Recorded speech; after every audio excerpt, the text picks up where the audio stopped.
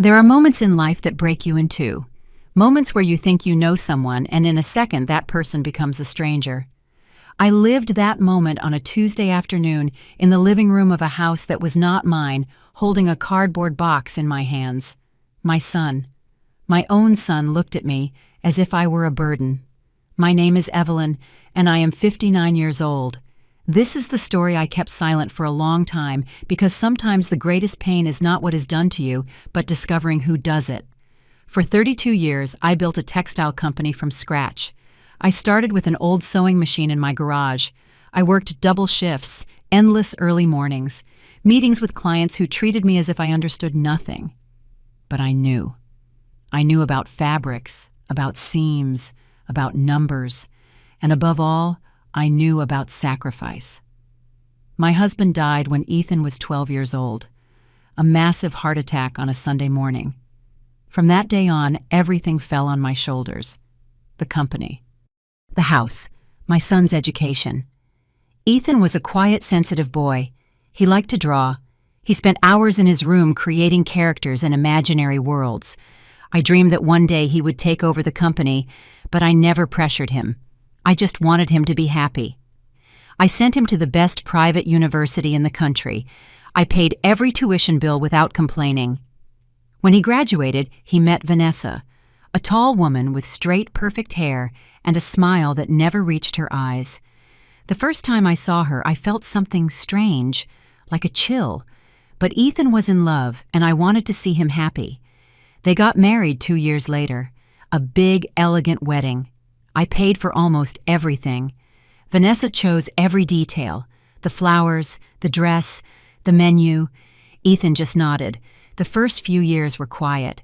They lived in a small apartment downtown. I kept working. The company was growing.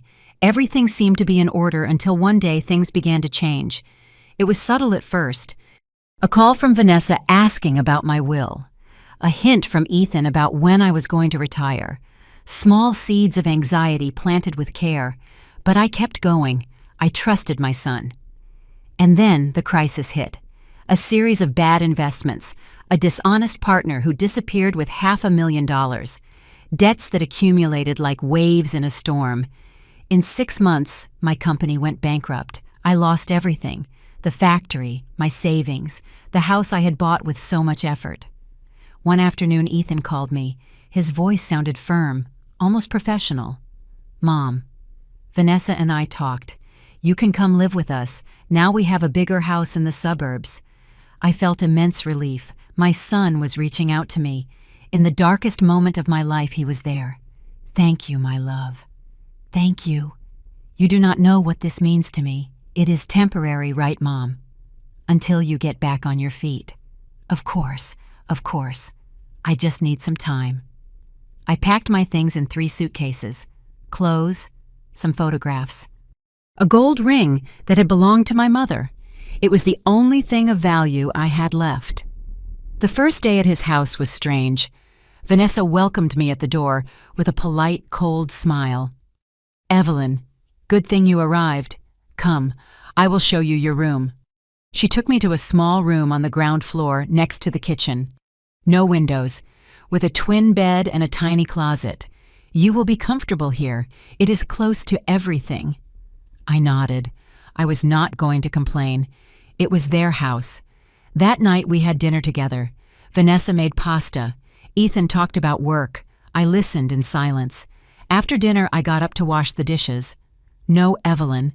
Leave it. Tomorrow we will talk about how to organize ourselves." I went to my room. I sat on the bed, and for the first time in months, I cried in silence. The next morning, someone knocked on my door. It was Vanessa. She was carrying a cardboard box in her hands. "Evelyn, I need to talk to you." I opened the door. She entered without waiting for an invitation. "Look, Ethan and I have talked. This cannot be a hotel. If you are going to live here, you have to contribute." "Of course. I understand. I am looking for a job. As soon as—" "No, I do not mean money. I mean helping around the house." She put the box on the bed. "Open it." My hands were trembling. I lifted the lid. Inside, there was a uniform, black, with a white apron. A maid's uniform. I froze, staring at that fabric, staring at Vanessa. She smiled, a small, controlled smile. Wear this. Sometimes we trust too much in those we should not. Right. Have you also been disappointed by someone you loved? Tell me your story in the comments. I want to read it. I could not speak. The words got stuck in my throat as if someone had squeezed my neck. Vanessa was still there, standing perfectly groomed, looking at me with that expression I had seen before on her face, but had never wanted to recognize. It was contempt, pure and simple. I do not understand, I finally whispered. She sighed as if I were a slow child who does not understand instructions. It is very simple, Evelyn. This house does not clean itself. I work. Ethan works. And you? Well, you are here doing nothing. But I can help in other ways. I can cook. You can use the uniform, or you can look for another place to stay. She closed the box. She pushed it toward me. Think about it. But think fast. She left the room, closed the door behind her. I was left alone with that box, with that black uniform that smelled of new plastic. And then the memories began to arrive like waves, like a river overflowing. I remembered when Ethan was little, 4 years old, maybe 5.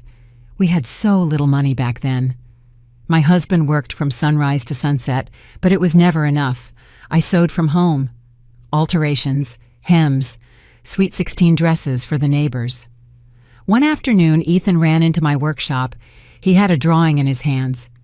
A drawing of me sitting in front of my sewing machine with a blue dress that was actually gray, but he had painted it blue because he said blue was my color. Mommy, you are the prettiest mom in the world. He hugged me with that strength that children hug with when they still do not know how to lie with their bodies. Do you know what I am going to do when I grow up? He asked me. What, my love, I am going to be rich, and I am going to buy you a huge house with a garden, and you will never have to work so hard again. I stroked his hair. I cried without him seeing me. I do not need a huge house, my darling. I just need you to be happy. And well, that you be a good man, that boy who promised to take care of me. Where was he now? I remembered when my husband died. The funeral. Ethan crying silently next to me. Barely 12 years old, in a suit that was too big for him, squeezing my hand. Mom, I will take care of you. I promise. And I believed him. I worked double, triple. I accepted jobs that humiliated me, clients who treated me as if I knew nothing, sleepless nights, days without eating well, all so he could study, so he could have a better future than mine. When I opened my first small factory, Ethan was 17.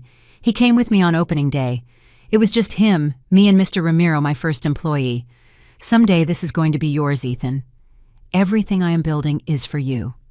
He smiled. He hugged me. Thanks, Mom, for everything. When did it change? At what moment did he stop being that boy who drew me in blue dresses and became a man who could look at me with indifference? I tried to remember, to find the exact moment. Maybe it was when he met Vanessa. She came from a wealthy family, divorced parents, a mother who lived in Florida with her third husband. Vanessa spoke with that tone people have who have never had to worry about money, as if the world owed them something.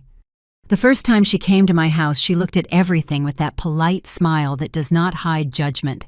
The old furniture, the faded curtains, the small kitchen where I had prepared food for 100 family events. How cozy, she said. Ethan apologized as if he had to say sorry for the house where he grew up. After that visit, he began to change subtly. He stopped coming so often. When he came, he stayed for a short time. He always had an excuse, a meeting, a commitment, a dinner with Vanessa's parents. Mom, you have to understand. Vanessa and I have a social life. I cannot cancel everything to come to eat every Sunday. I am not asking you to cancel anything, my love. I just miss seeing you. I am not a child anymore, Mom. Those words, how they hurt. But I let him go, because that is what mothers are supposed to do, right?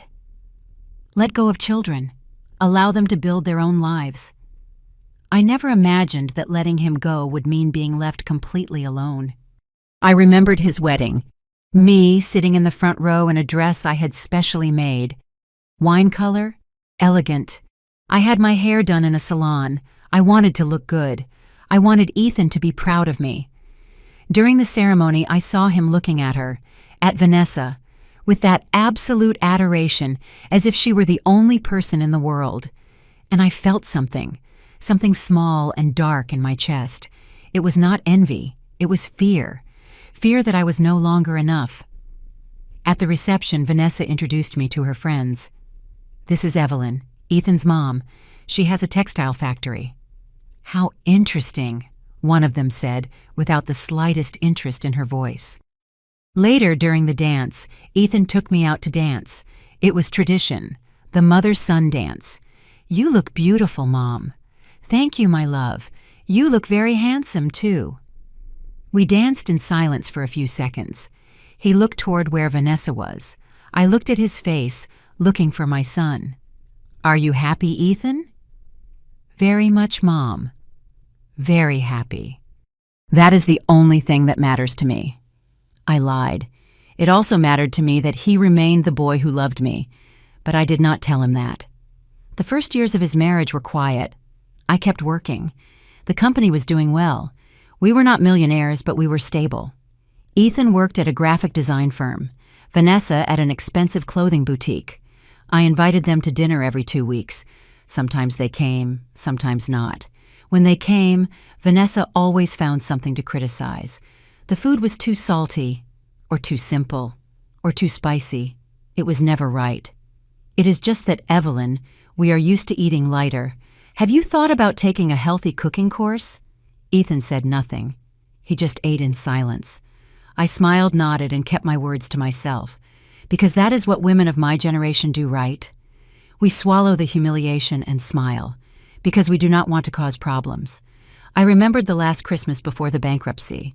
I had prepared a big dinner. I had invited Ethan and Vanessa, my sister, some cousins. Vanessa arrived late in a very expensive dress and sky-high heels. "Oh, Evelyn, excuse me. We had a dinner with Ethan's partners, but we said no, we have to stop by even for a while with the family. Even for a while, as if being with me was an obligation, a transaction." During dinner, Vanessa talked about her plans. They wanted to buy a bigger house in the suburbs. "Sure, we still do not have the full down payment, but soon." She looked at Ethan. He looked at his plate. Later, when everyone left, I found an envelope on the dining table. Inside was a note from Ethan. "Mom, I need to ask you a favor. Could you lend me $5,000? It is for the down payment on the house. I promise I will pay you back in 6 months. $5,000. I had them. They were my emergency savings, but I had them. The next morning, I transferred the money. He never paid me back. He never mentioned it again, and I never claimed it. Because that is how mothers are. We give, and we do not ask for a receipt. Now, sitting in that small room with that box on the bed, I understood something. I understood that I had allowed all of this. I had allowed Vanessa to speak to me with contempt. I had allowed Ethan to abandon me emotionally. I had allowed them to treat me as if I did not matter because I was afraid. Afraid of losing my son. Afraid of being left completely alone. But now what else could I lose? I opened the box again. I took out the uniform. I spread it on the bed. Black. Starched. With a white apron that had lace on the edges. A uniform. For the woman who had built a company from scratch. For the woman who had raised a son alone. For the woman who had worked until her fingers bled on that old sewing machine. A maid's uniform. I touched the gold ring I wore on my finger. My mother's ring. It was the only thing I had left of her. The only thing of value I had managed to save from the bankruptcy. My mother had been a domestic worker all her life. She worked in big houses, in houses where they treated her well, and in houses where they treated her as if she were invisible. She never complained. She worked until the last day of her life. She gave me everything she could, education, values, and this ring. "Daughter, this ring is yours. But promise me something. Promise me that you are going to have a different life, that you are going to study, that you are going to be someone." I did it, Mom. I was someone, and now I am here. I put the uniform back in the box. I pushed it under the bed. I was not going to wear it. I still did not know what I was going to do, but not that. I left the room. I went to the kitchen. Vanessa was there, drinking coffee, checking her phone. You already tried on the uniform. I need to talk to Ethan. Ethan already left for work, and he agrees with this, Evelyn. It was an idea from both of us. I sat down. My legs were shaking. Vanessa, I have always treated you with respect. From day one. I have never interfered in your marriage. I have never criticized anything.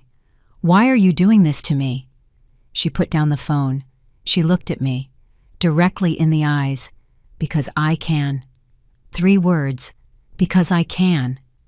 And in that moment I knew. I knew this was not just about helping around the house. This was about power, about humiliation, about putting me in my place. Besides, Evelyn, let's be honest, what else do you have? You lost your company, you lost your house, you have no money, you have nowhere to go. Here you have a roof, food. It is not so bad. Is it? I stood up. My hands were shaking so much I had to lean them on the table. I prefer to sleep on the street. Oh, Evelyn, do not be dramatic. I went back to my room, closed the door, and for the first time in months, I did not cry. I was too angry to cry.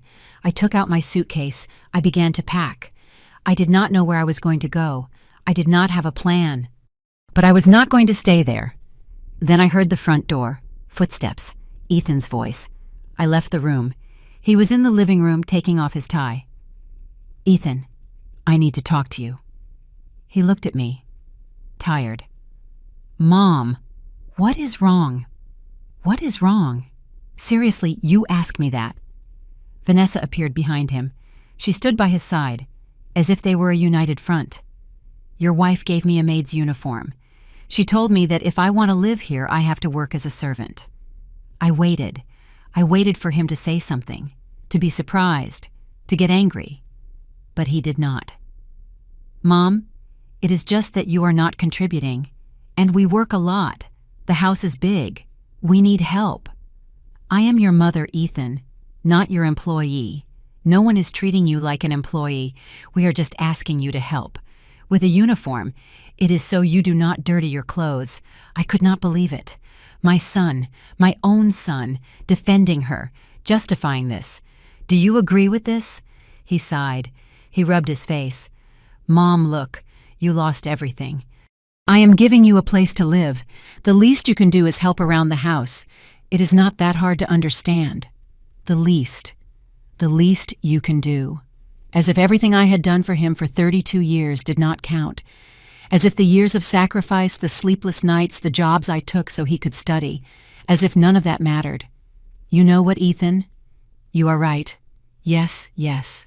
You are absolutely right. I lost everything. My company, my house, my dignity. But there is something I am not going to lose. What? My self-respect. I went back to my room. I finished packing. 3 suitcases. It was all I had left in the world. When I came out, Ethan was in the living room, Vanessa by his side. Both looked at me. Where are you going to go? He asked. I do not know, but I am not going to stay here. Mom, do not be stubborn. You are exaggerating. Exaggerating. Ethan, look at me. Look me in the eyes. I am your mother. Do you really think I deserve this? He looked away. And that told me everything. It is fine, I said. I understand. I walked to the door, with my 3 suitcases, with my gold ring, with the little I had left. Vanessa spoke from behind. When you get tired of living on the street, you know where your uniform is. I did not turn around. I did not answer. I opened the door, and I left. The sun was setting. The street was empty. I did not know where to go. I did not have enough money to rent anything. I had maybe $300 in my account, enough for a week in a cheap motel, maybe 2 if I ate very little. But I was going to find a way, because I had survived worse things, and if life had taught me anything, it was this. When you think you have hit rock bottom, there is always a way to get up. Always. I walked to the corner. I called an Uber with the last dollars I had on my card. I gave the address of my sister Lucy. We had not spoken in months. We had a complicated relationship, but she was my only option. As the car drove away from that house, I looked out the window. I saw Ethan at the door, standing, watching. He did not run after me. He did not call me. He just stayed there. And that image of my son letting me go without doing anything, hurt me more than anything Vanessa had said. While I tell all this, I think about where you are listening to me. Write the name of your city in the comments. I want to know that I am not alone in this. My sister Lucy lived in a modest neighborhood. Nothing fancy. A 4-story building without an elevator. A small apartment she shared with her husband Robert and her 2 teenage children. When I knocked on the door, she opened with that expression people have when they see something they did not expect to see. "Evelyn, what are you doing here?" My suitcase is on the floor. My face probably swollen from holding back tears during the entire trip. "Can I come in?" She stepped aside. Robert was in the living room watching football. He greeted me with a nod. "The kids in their rooms," Coffee Lucy asked. "Please." We sat at the small kitchen table. She made coffee in an old pot I recognized. It had belonged to our mother. "What happened?" she asked bluntly. I told her everything. The uniform, Vanessa, Ethan, the way I had left. Lucy listened in silence, drinking her coffee without interrupting. When I finished, she sighed. "Evelyn, you were always too soft with that boy. I was not soft. It was love. It was spoiling him. You gave him everything. And now look, I did not have the energy to argue. Maybe she was right. Maybe not. It did not matter anymore. Can I stay here? Just a few days, until I find something." Lucy looked toward the living room where Robert was. "It is just that the apartment is small, Evelyn. We do not have extra space. I can sleep on the sofa. I will not be a bother. I promise. It is not that. It is just that Robert and I are going through a difficult time financially. He lost his job 3 months ago. We are living off my salary, and it is barely enough." I nodded. Of course I could not stay. I understand. Sorry for coming like this without warning. Wait, I did not say you could not stay. Just give me a few days. I need to talk to Robert. Organize ourselves. Okay. I stayed that night. I slept on the sofa. A sagging sofa that smelled of dampness but was soft, and my sister had given me a clean blanket. I could not sleep. I looked at the ceiling, the water stains, the flickering light bulb. How had I gotten here a year ago? I had my own house, my company, employees, respect, and now I was here on my sister's sofa, without a dollar, without a plan. The next morning, Lucy made me scrambled eggs. Toast, coffee. "Evelyn, I am really sorry. I wish I could offer you more, but things are difficult. I know. Do not worry. I am going to find something. Do you have a plan? I am going to look for a job. Anything. Something that allows me to rent a room, even something small. And your company, is there no way to recover it? No. The debts were too big. I had to declare bankruptcy. I lost everything. The clients, the machinery, everything." She shook her head. "And cannot Ethan help you financially?" "Even a little.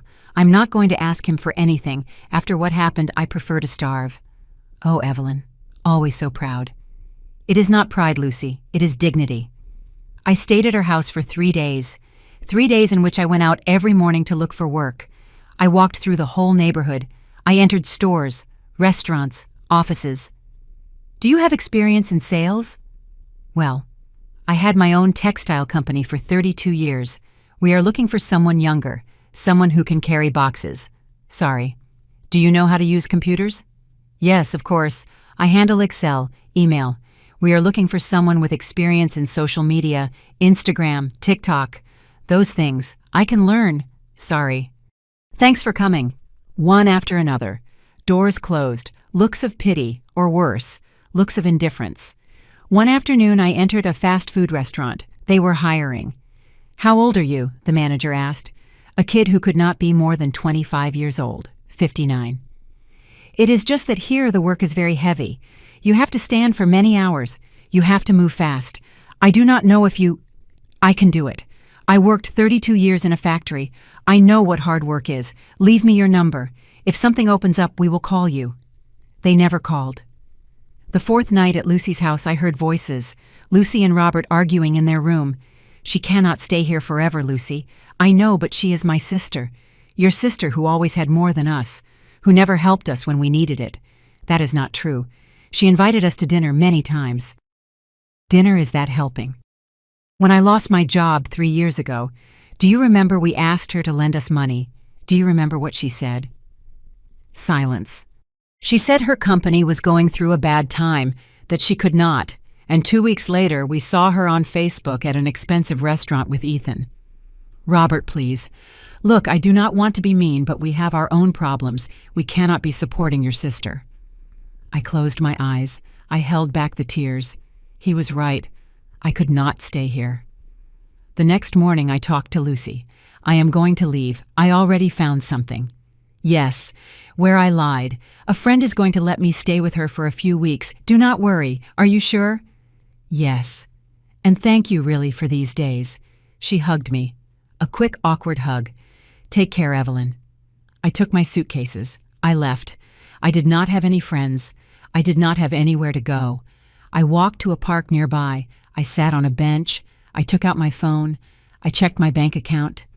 $120, that was all. $120 between me and the street.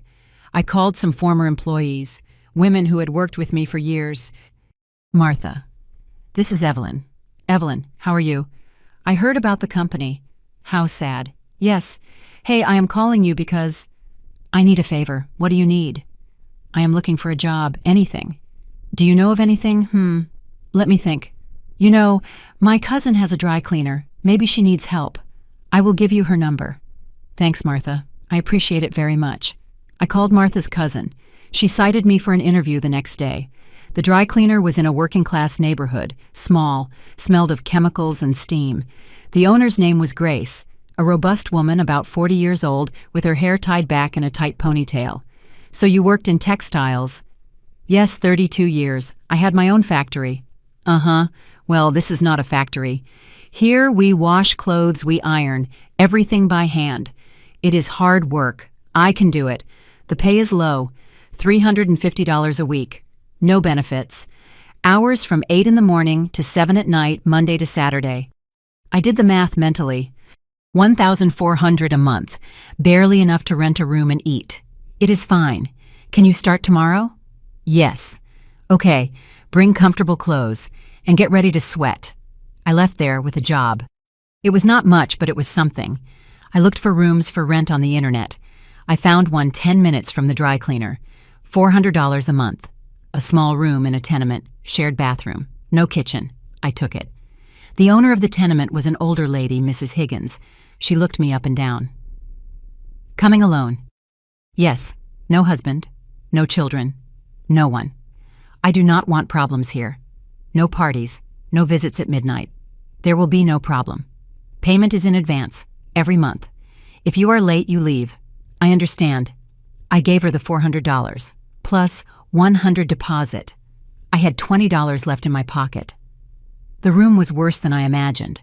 40 square feet, a twin bed with a sagging mattress, a plastic chair, a light bulb hanging from the ceiling, a small window that faced a dirty patio, the walls with damp stains, the floor of cold cement. I sat on the bed. I looked around. This was my life now. I took out my mother's ring. I looked at it. The gold shone even in that dark place. I could sell it. Probably they would give me $1,000, maybe more. With that, I could live a few months while I found something better. But I could not.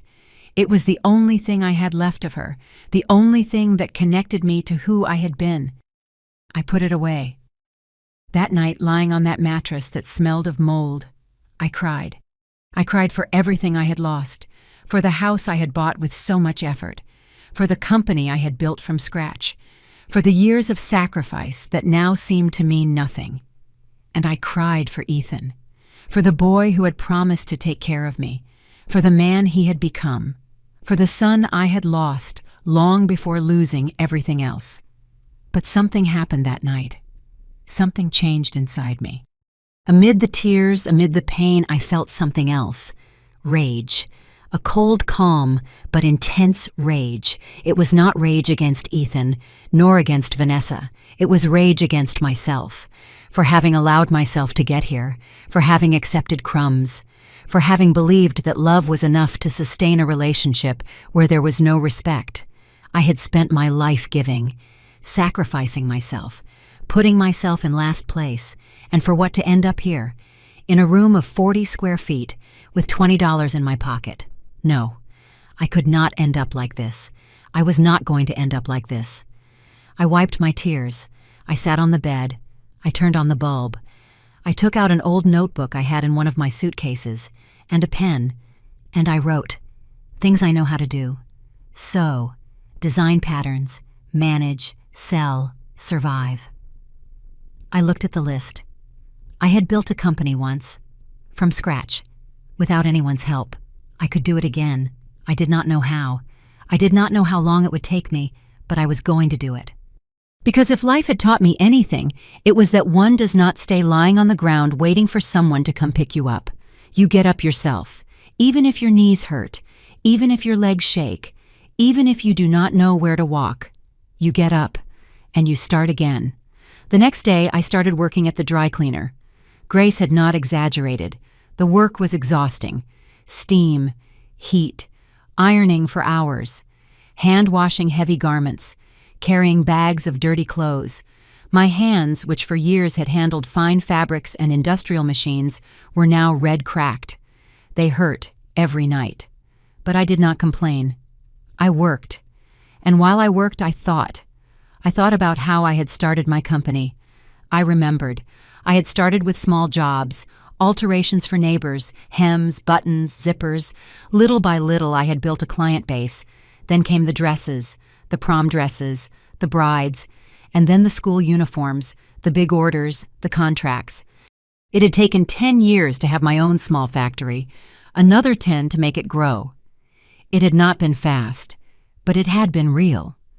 Why could I not do it again? One afternoon on my half-hour break to eat, I took out my phone. I searched for Facebook sewing groups, entrepreneurs, women who sold their products from home. I joined several. I posted. I offer sewing services, alterations, hems, zippers, buttons, custom clothing, affordable prices, guaranteed work. Nothing happened that day, nor the next, but on the third day I received a private message. "Hello, do you make curtains?" I answered immediately. "Yes. What do you need?" "I need curtains for my living room. How much do you charge?" I made a quick quote. Fabric, work hours, finishes, $120. "Okay. When can you?" "Next week." "Perfect." My first client. It was not much, but it was a start. I bought fabric with the money I had left from my first paycheck at the dry cleaner. I worked all Sunday night. My hands were shaking with fatigue, but I finished the curtains. They were perfect. The client was delighted. She paid me and recommended me to 2 friends. And so it began, little by little. One job, then another, and another. Curtains, cushion covers, pants alterations, simple dresses. I worked at the dry cleaner during the day, and in my room during the nights and Sundays. I slept 4 hours, sometimes less. But every dollar I earned, I saved. I separated it. I took care of it as if it were gold. 2 months passed. 2 months without talking to Ethan. 2 months without knowing about him. A part of me hoped he would call, that he would ask about me, that he would apologize, but he did not, and I did not look for him either. One afternoon while I was ironing at the dry cleaner, Grace approached. "Hey, Evelyn, do you know how to fix sewing machines a little?" "Why, I have an old one at my house. It is broken. My mom used it, but it has been stored for years. Do you want to see it?" "If you fix it, I will give it to you." My heart skipped a beat. Seriously? "Yes. Anyway, it is useless to me. But if you can use it, it is yours." That night, Grace took me to her house. We went up to a room full of old boxes. And there it was, an industrial sewing machine. Old, rusty, but complete. I checked it. I tested it. The motor worked. It just needed oil, cleaning, an adjustment in the tension. "I can fix it. It is yours." I cried that night, again. But this time, not from sadness, from hope. Because that machine was more than metal and parts. It was a tool. It was an opportunity. It was the beginning of something new. Have you also had to start from scratch? Have you lost everything and had to get up? Tell me. Sometimes we need to know that we are not alone in this fight. The sewing machine changed everything. I spent a whole weekend cleaning it. Oil, old rags, patience. My hands smelled of grease. But little by little, that old machine came back to life. The sound of the motor when I turned it on for the first time. It was like listening to music. I placed it in my room next to the small window. It was the only place where it fit. Mrs. Higgins, the owner of the tenement, came up to complain about the noise. What is that racket? Is it my sewing machine? I work at night, just a few hours. Here you cannot do business. This is a residential area. It is not a business. I just do small jobs to earn something extra. She looked at me with suspicion. Let there be no customers going up and down at all hours. This is a decent house. Do not worry. But Mrs. Higgins was right. I could not receive clients there. It was impossible. I had to figure it out. Clients sent me measurements by WhatsApp, photos of what they wanted. I made quotes. I bought fabric at the market during my lunch hour at the dry cleaner. And I worked at night. The deliveries I made on Sundays, in meeting points, subway stations, coffee shops.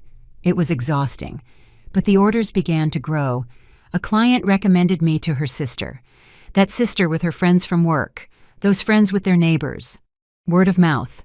In 3 months, I was earning almost the same sewing as in the dry cleaner, but I could not leave the dry cleaner yet. It was my safe income, the solid ground under my feet. One afternoon while I was ironing, I felt the phone vibrate in my pocket. It was an unknown number. I hesitated, but I answered. Hello, Mom. My heart stopped. Ethan. This is Ethan. As if I did not know. As if I did not recognize his voice after having listened to it for 32 years. What do you want? My voice came out colder than I expected.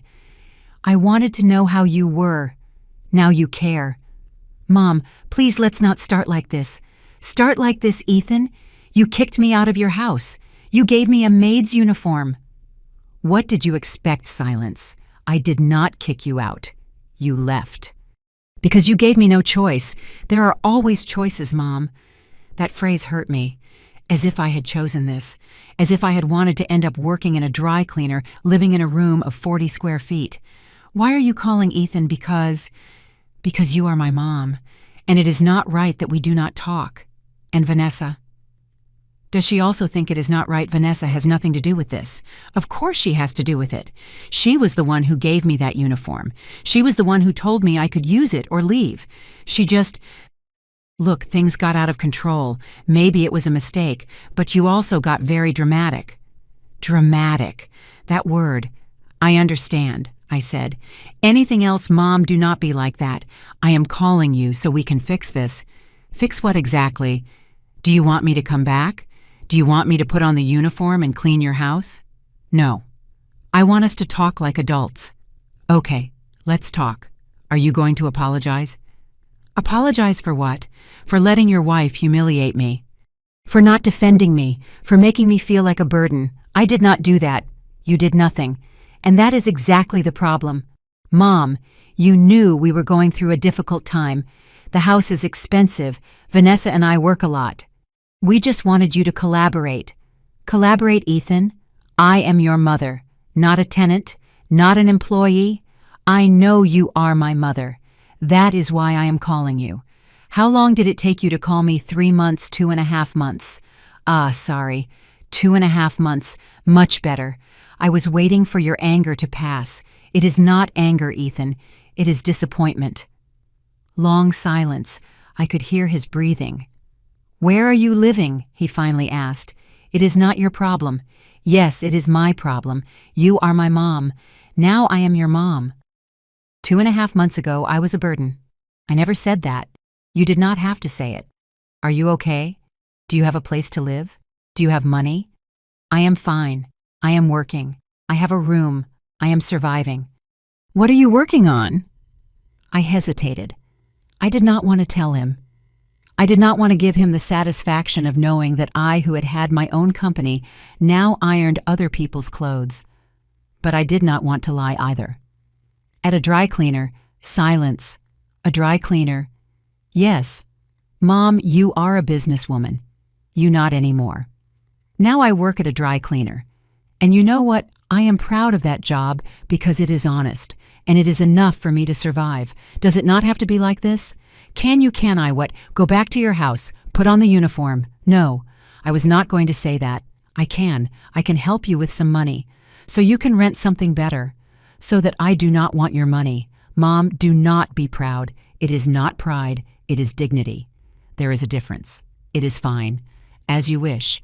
I just wanted to know you were okay. You know, I am fine. Can we see each other? Eat together. Talk. I do not know, Ethan. I do not know if I am ready for that. Okay, I understand, but think about it, please. I will think about it. I love you, Mom. Those words, after all. I love you. What good were those words without actions to back them up? Goodbye, Ethan. I hung up. Grace was looking at me from the other side of the shop. Everything good. Yes, everything good. But it was not good.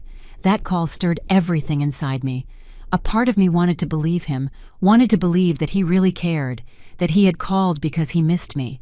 But another part, knew something did not add up. Why now?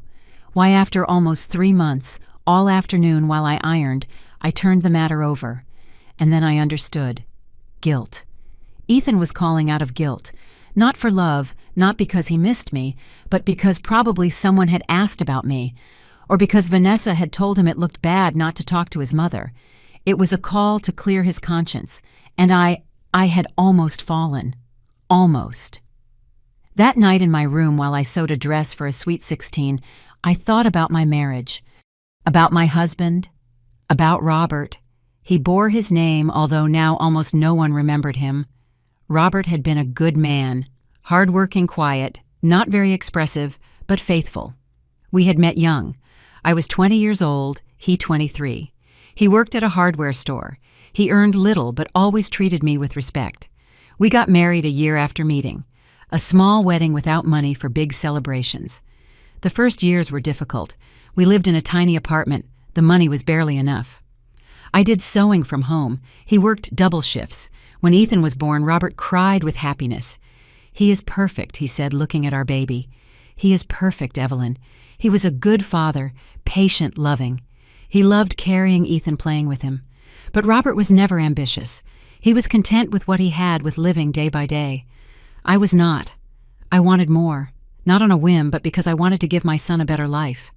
I began to take more jobs to look for clients to dream of something bigger. Robert did not understand. Why do you want more? We already have enough to survive, but I want Ethan to study, to have opportunities. He will have opportunities. He does not need to go to expensive schools for that. We argued not much, but we argued. And then he died. A heart attack, massive, at 38 years old. Ethan was 12. I remember that day as if it were yesterday. Robert got up early as always. He drank his coffee. He kissed me on the forehead. See you tonight, my love. Until tonight. Those were the last words we exchanged. At 11 in the morning, I received the call from the hospital. Are you Roberto Mendoza's wife? Yes. You need to come to the hospital. Urgent. When I arrived, it was too late. He had died in the ambulance. The first months after his death were hell. Not only because of the pain of losing him, but because of the fear. How was I going to sustain the house alone? How was I going to pay for Ethan's school? How was I going to survive? But I survived because I had no other choice. I took more work. I slept 3-4 hours. I got up at 5 in the morning. I worked until midnight. And little by little, I was building something bigger.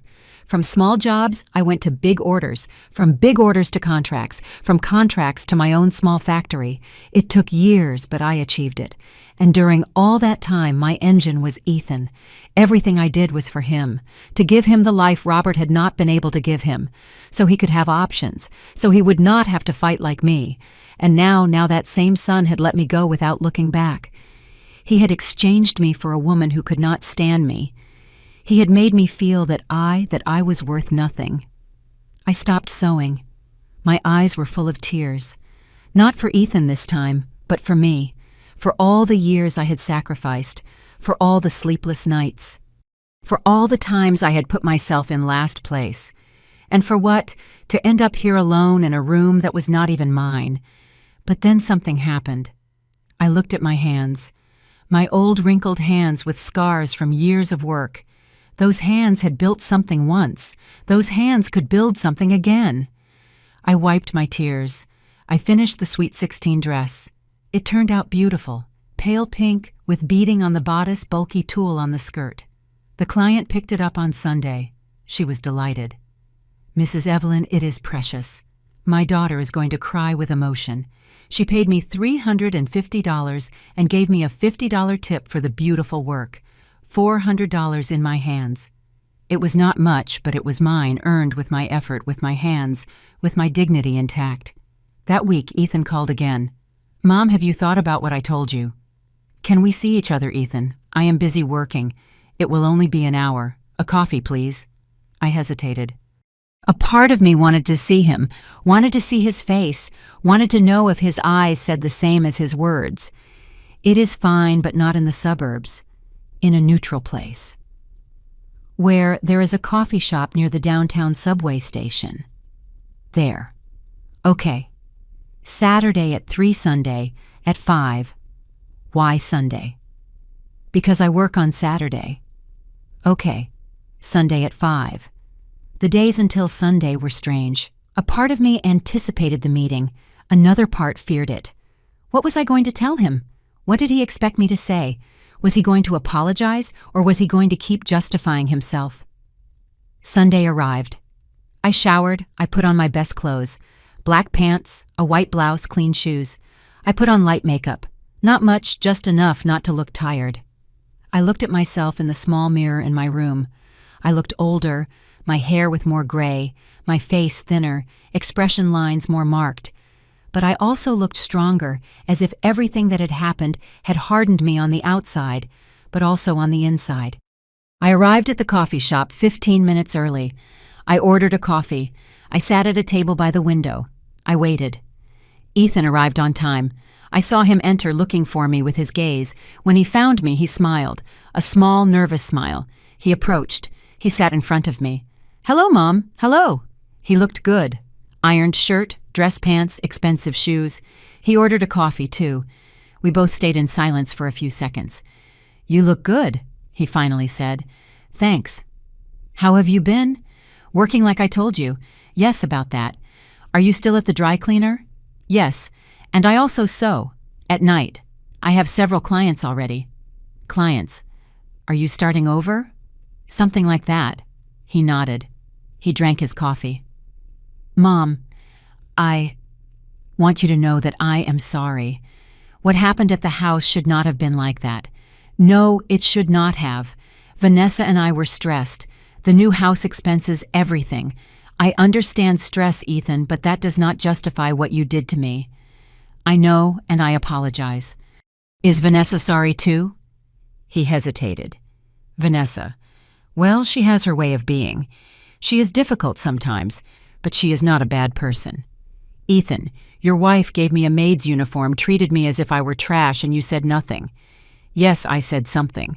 Later when you left, what did you tell her that she had crossed the line, that it was not right?" "And what did she say?" "She said that you were very dramatic, that it was all your fault for leaving like that." "Of course. So she is not sorry. She is complicated, but she loves me, and I love her. I am happy for you." "Mom, do not be like that." "Like what?" "Honest cold." "I am not cold. I am just tired, Ethan. Tired of pretending everything is fine when it is not." He lowered his gaze. "What do you want me to do?" "Nothing. I expect nothing from you. That is not true. You want something. If not, you would not have come." He was right. Why had I come?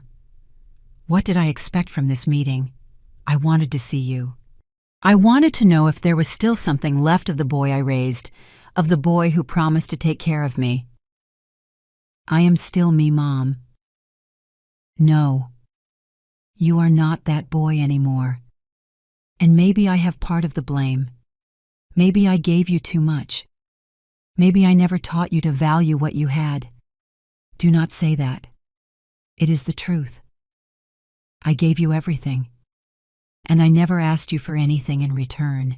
And now that I needed you, you were not there."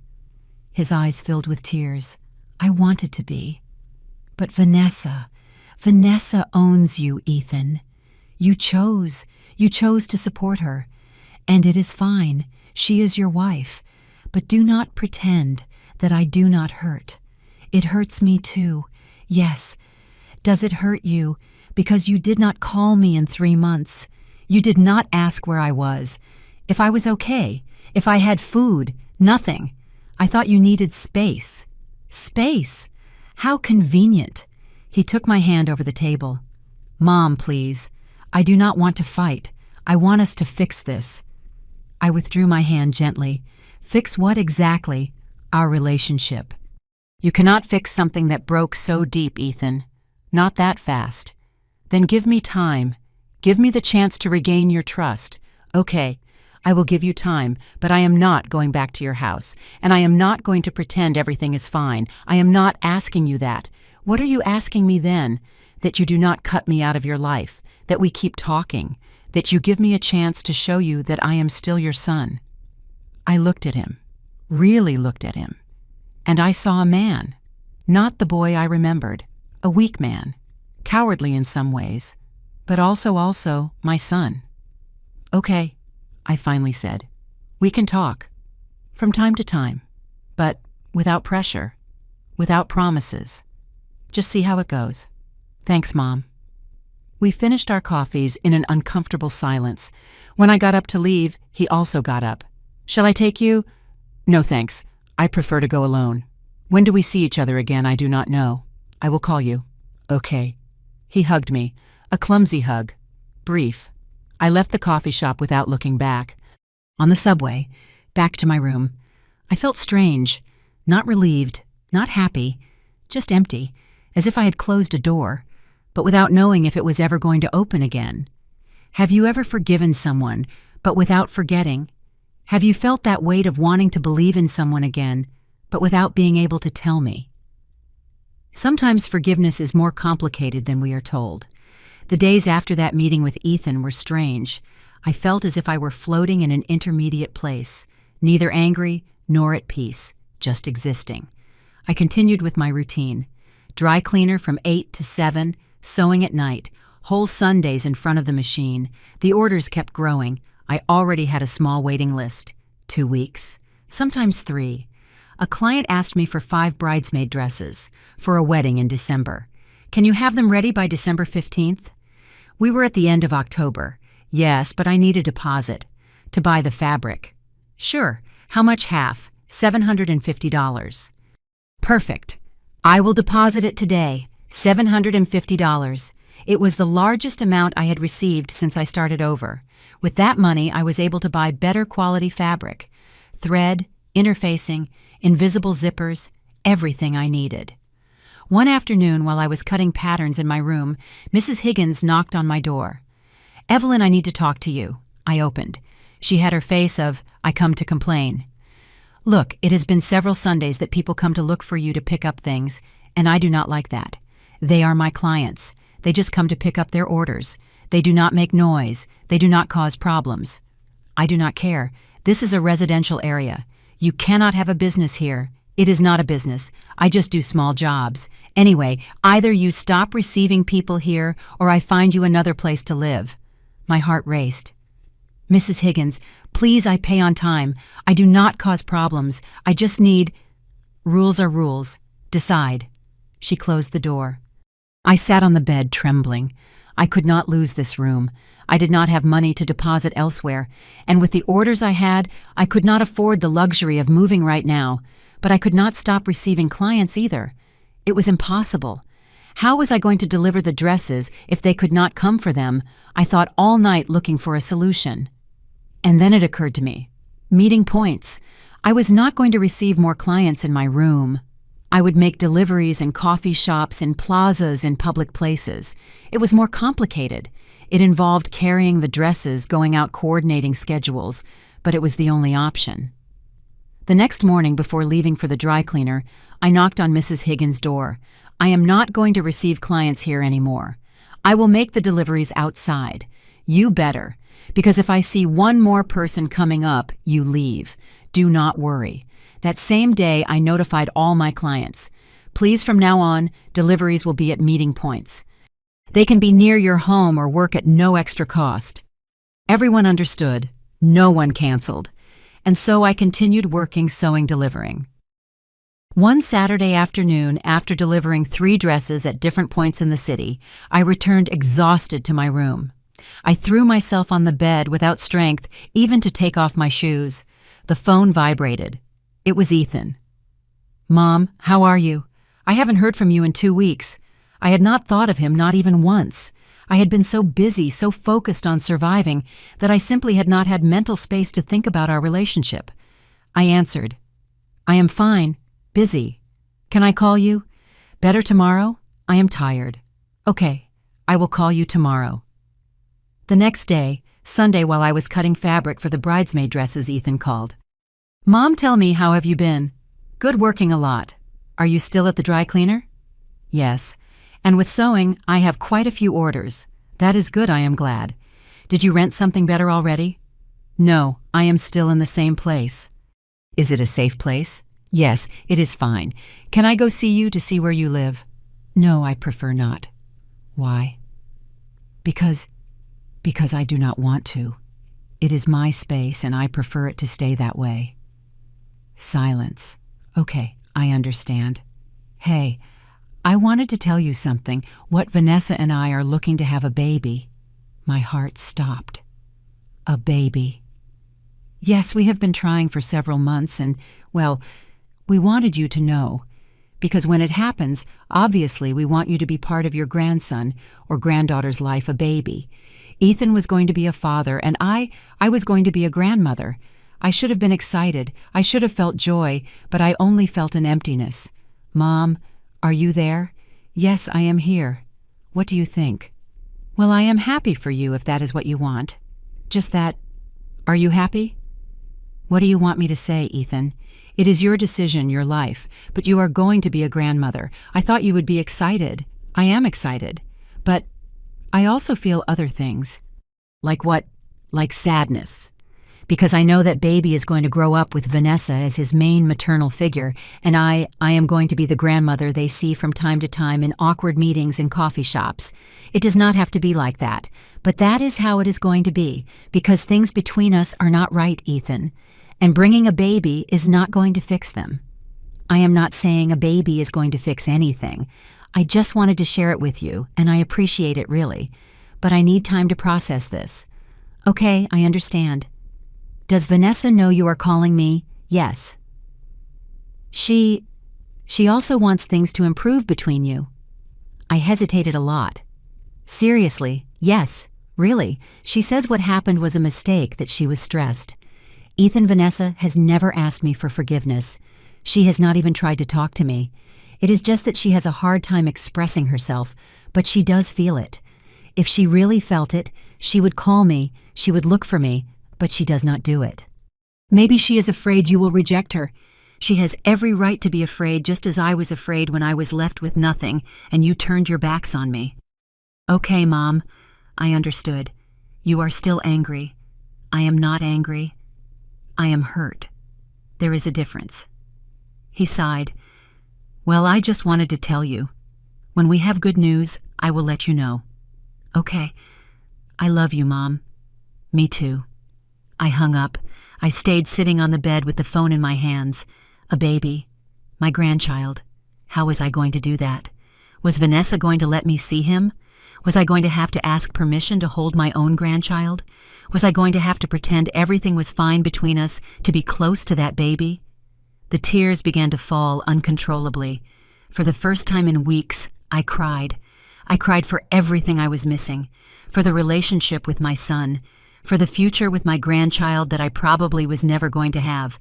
But in the midst of crying, something else emerged. Rage. Rage for allowing myself to be in this position. Rage for not having demanded more, for not having set limits before. I wiped my tears. I got up. I was not going to continue like this. I was not going to allow my life to depend on Ethan and Vanessa's decisions. I was not going to wait for crumbs of affection, permissions to see my grandchild, awkward meetings in coffee shops. I was going to build my own life, my own path, and if they wanted to be part of that, they would have to earn it. The following days, I worked like never before. I finished the 5 bridesmaid dresses. They were perfect. Emerald green empire cut flowing fabric, elegant but comfortable. The bride picked them up 2 weeks before the wedding. Mrs. Evelyn, they are spectacular. My bridesmaids are going to cry when they see them. I am very glad. Do you have cards I want to recommend you to all my friends? Yes, I have. I took out some cards I had made simple with my name, my number, and custom sewing guaranteed quality. She gave me a $50 tip for the beautiful work and for having them on time. $50 extra. I saved them. Every dollar counted. One afternoon at the dry cleaner, Grace approached me. Evelyn, can I ask you a question? Sure. Do you know how to make uniforms? Like uniforms for companies? Yes. I made many in my factory. School uniforms, office uniforms, restaurant uniforms. Why? Because my cousin has a restaurant and is looking for someone to make uniforms for the waiters. I told him about you. Are you interested? How many uniforms? 10 for now. But if they fit well, he is going to need more. He is opening more branches. Yes, of course I'm interested. I will give you his number. That same night I called Grace's cousin. His name was David. Mrs. Evelyn, Grace told me about you. Can you make restaurant uniforms? Yes, pants, shirts, aprons, whatever you need. Perfect. How much would you charge for 10 complete uniforms? Black shirt, black pants, white apron. I did quick math. $800, all inclusive. Fabric tailoring finishes. Sounds good to me. How much time do you need? 3 weeks. Perfect. Can you come to the restaurant tomorrow to take measurements? Yes. At what time? At 10 in the morning before we open. I will be there. The next day, I asked for permission at the dry cleaner to arrive an hour late. Grace covered for me. I went to the restaurant. It was called Home Taste, a small but nice place, clean with good decoration. David received me. A man of about 40 years, kind professional. Mrs. Evelyn, good thing you came. Look, what I need is something comfortable, but that looks good. Nothing too formal, but not too casual either. I understand. Do you have any design in mind? Honestly, no. I trust your judgment. Okay, I am going to do something classic. Collared shirt, long sleeve that can be rolled up. Pants with elastic waistband for comfort. Apron with pockets. Sounds perfect. I took measurements of all the waiters. 8 men, 2 women. When do you need them for? For December 15th. We are going to have a reopening. You will have them before. By the 10th. Excellent. I give you half right now, $400, and the rest when you deliver. Perfect. He gave me the money. In cash, $400. I left there feeling something I had not felt in a long time. Hope. Hope that this could grow, that I could build something real again. That same week, I bought fabric. Lots of fabric. Black, white, good quality. I worked every night, every Sunday. The sewing machine worked until 1. Until 2 in the morning. Mrs. Higgins knocked on my door one night. Evelyn, it is already very late. Turn off that machine. Excuse me, Mrs. Higgins. I am almost finished. Every day the same story. People want to sleep. I am sorry. Tomorrow I finish earlier, but I did not finish earlier. I could not. I had delivery dates, commitments, clients who trusted me. One night while I was sewing, the phone vibrated. It was a message from an unknown number. Hello, they gave me your number. I am Sophia. I need a wedding dress. Do you make wedding dresses? My heart jumped. Wedding dresses. It was the most complicated thing, the most delicate, what had the most pressure, but also what paid the best. Yes, I make wedding dresses. When do you need it for March? I have time, but I want something unique, something I cannot find in stores. We can make an appointment, so you can tell me what you have in mind. Perfect. Saturday at 11. Yes. Where is there a coffee shop where we can see each other to talk quietly? Yes. There is one downtown, Tuscan Cafe. Do you know it? Yes. See you there. On Saturday, I arrived at the cafe 15 minutes early. Sophia arrived on time, a young woman, maybe 35 years old, elegant, sure of herself. Mrs. Evelyn, yes. Nice to meet you. Nice to meet you. Thanks for coming. We sat down, ordered coffee. Look, I am going to be honest with you. I have gone to many stores, and everything I see is very commercial, very standard. I want something different, something that is mine. I understand. Do you have any idea of what you want? She took out her phone, showed me pictures from Pinterest. I like these styles, vintage, with lace. But I do not want something too overloaded. I want elegance, simplicity. I love it. I can do it. How much do you charge? This was the difficult question. How much was my work worth? How much should I charge? I thought fast. Fabric, time, fittings, adjustments. $2,500. Sophia did not hesitate. Sounds fair. Do you need a deposit? Yes, half, to buy the fabric and materials. Perfect. I will deposit it today. I could not believe it. $1,250 for a dress. When can we start next week? I need to take your measurements and make some sketches for you to approve. Perfect. I will send you a message to coordinate. I left that coffee shop floating. A wedding dress. $2,500. With that money, I could do so many things. I could save. I could buy a better sewing machine. I could rent a bigger place. I could build something real. That afternoon, walking down the street, I passed a small commercial space for rent, a storefront, nothing fancy but with a good location. I looked through the window. It was empty, dirty, but it had potential. There was a number on the sign, for rent. I wrote it down. It was not the time yet. I did not have the money for the rent, nor for the deposit, but soon I could have it. I kept walking, and for the first time in months, I smiled. A real smile. Of hope. Of knowing that I was building something. Something that no one could take away from me. Something that was completely mine. That night in my room, I took out my old notebook. The list I had written months ago. Things I know how to do. Sew design patterns. Manage, sell, survive. I added one more. Start over.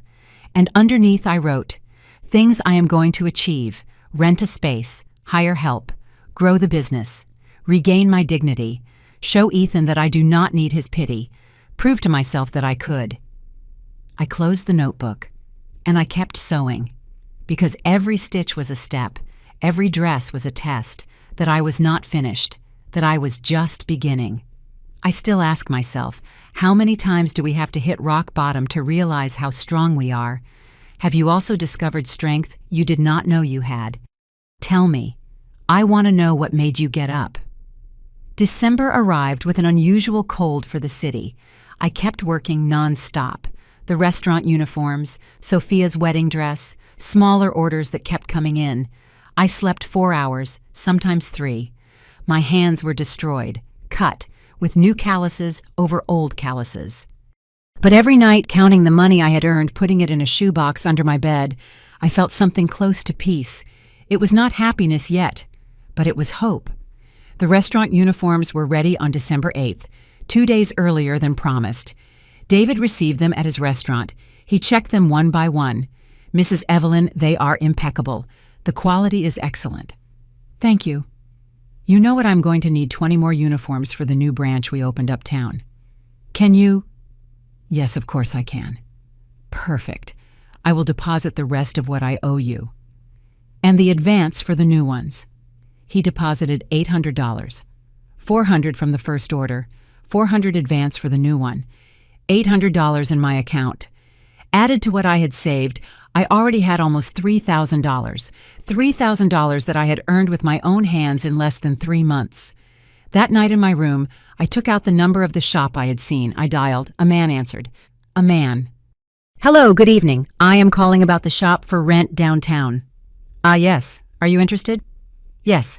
How much is the rent? $800 a month plus 2 months deposit. $2,400 to move in. Did I have it? Almost. Can I see it? Sure. Tomorrow at 10. Perfect. The next day, I asked for permission at the dry cleaner again. Grace looked at me curiously. Everything good? Yes, I have an important appointment. Okay, do not worry. I arrived at the shop at 10 o'clock sharp. The owner was an older gentleman, Mr. Hector. Come in, come in. Look, the shop is not very big, but it has good foot traffic and the area is safe. We went in. It smelled of dampness. The walls were stained, the cement floor cracked, but it had potential. It had a large window facing the street, a backspace that could serve as storage, a small bathroom, and above all, it had natural light. What kind of business do you plan to open sewing? A sewing workshop? Ah, perfect. There used to be a stationery store here, but it closed a year ago. I walked through the space imagining a cutting table here, the sewing machine there, a space to serve customers, a rack to display some pieces. I am interested. Okay, I need 2 months deposit and the first month in advance. It is $2,400 to enter. Can I give it to you in 2 weeks? I'm waiting for a payment. Okay, but I'm going to ask you to leave me $100 to hold it so no one else sees it. Perfect. I took $100 out of my purse money I had saved for emergencies. He gave me a handwritten receipt. In 2 weeks. If you do not bring me the rest, I lose the hold. Understood. Understood. I left there trembling not from fear, from excitement. A shop. My own shop. I was going to have my own workspace. I just needed $2,300 more. I had it almost. I was only missing about $500.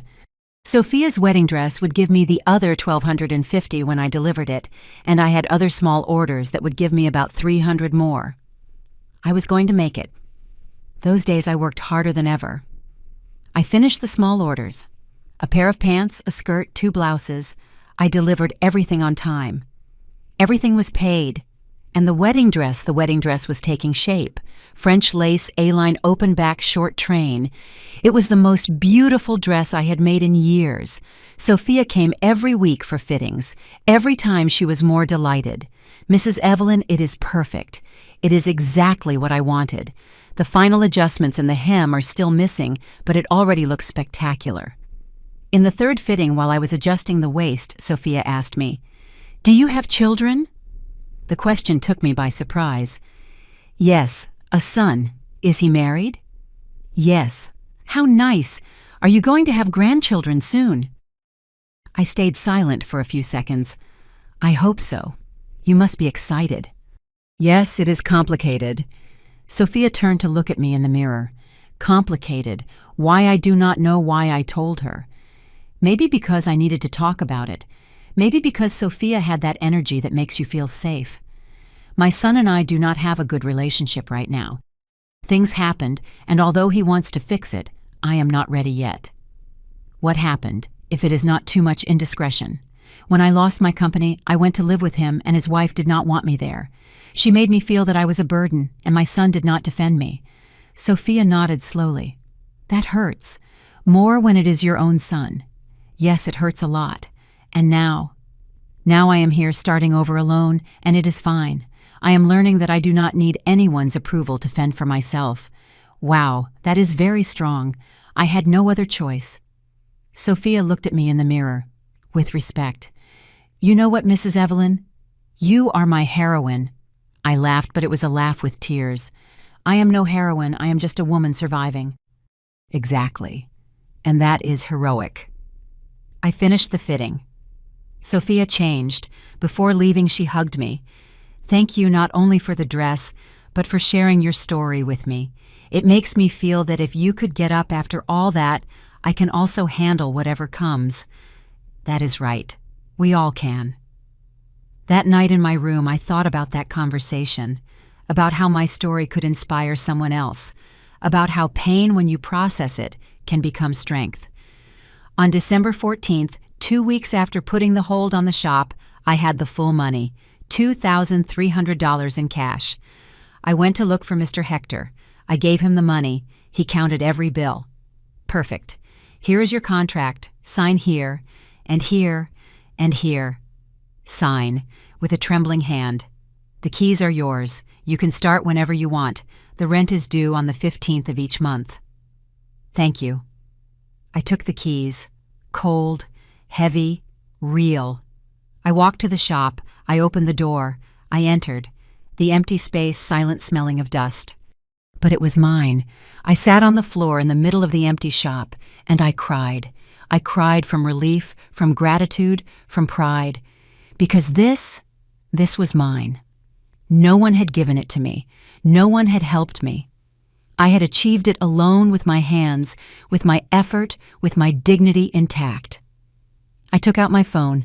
I took a picture of the empty shop. I posted on Facebook. After months of hard work today, I opened my sewing workshop, small but mine. If you know someone who needs alterations, custom dresses, uniforms, anything here I will be. Evelyn Sewing, quality and dedication guaranteed. I added the address, my number. In less than an hour, I had 20 comments. Congratulations. What pride, Evelyn. You deserve it.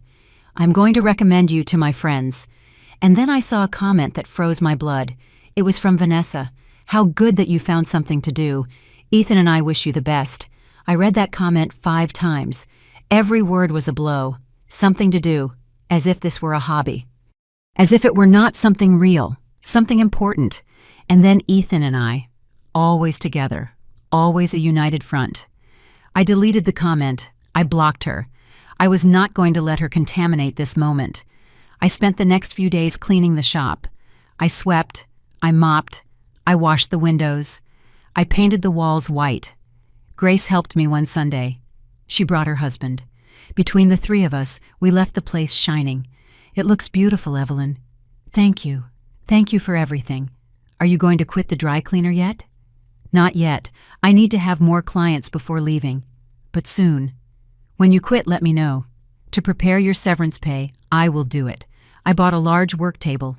Used, but in good condition. $150. I moved my sewing machine to the shop. I put it next to the window. I hung a simple curtain to divide the space. Front, to serve customers. Back, my workspace. I bought an old rack at a flea market. $20. I had a sign made. Mine. Simple. Evelyn Sewing. Alterations and custom design. It cost $100, but it was worth every penny. On December 20th, I officially opened. No customers the first day, nor the second. The third day, an older lady arrived. Do you do hems here? Yes, of course. I have 3 pairs of pants. How much do you charge? $5 per pant. Okay, for when tomorrow? Perfect. My first client in my own shop. $15. But it was not the money. It was the symbol. I was doing it. I was building something real. December 24th. Christmas Eve. I closed the shop early. I had no plans. I had no family to celebrate with. Lucy had invited me, but I had declined. I did not want to be uncomfortable. Ethan had sent me a message. Mom, do you want to come to dinner with us? Vanessa made turkey. I replied, Thank you, but I'm going to spend the night working. I have orders to deliver. He did not reply. That night in my shop alone, I finished Sophia's wedding dress, the last stitch, the last adjustment. It was perfect. I hung it on the rack. I looked at it under the lamplight. It was more than a dress. It was proof that I could create something beautiful, even in the middle of chaos, even after losing everything. At 11 at night, I heard fireworks outside, families celebrating. I was alone, in an empty shop, on Christmas Eve. But I did not feel alone. I felt free. Free from expectations, free from disappointments, free from depending on someone else. I took out my phone. I dialed Ethan's number. He answered on the 3rd ring. Mom, are you okay? Yes, I am okay. I just wanted to wish you a Merry Christmas. Merry Christmas, Mom. Are you sure you do not want to come? We are still awake. Sure, thank you. Where are you? In my workshop, finishing a job. Your workshop. Yes, I rented a shop. I opened my own sewing workshop. Silence. Seriously. Yes, when? A week ago. And why didn't you tell me? Because I did not need to. I did not need your approval, nor your opinion. I just did it. Mom, it is incredible. Thank you. Can I go see it someday? When I'm ready. Okay, I understand. Hey, Mom, I am proud of you. Those words. After all, I am proud of you. I should have been excited. I should have cried with happiness, but I only felt empty because those words arrived late, too late. Thank you, Ethan. Take care. You too. I hung up. I sat on the floor of the shop, under the dim light, and I understood something.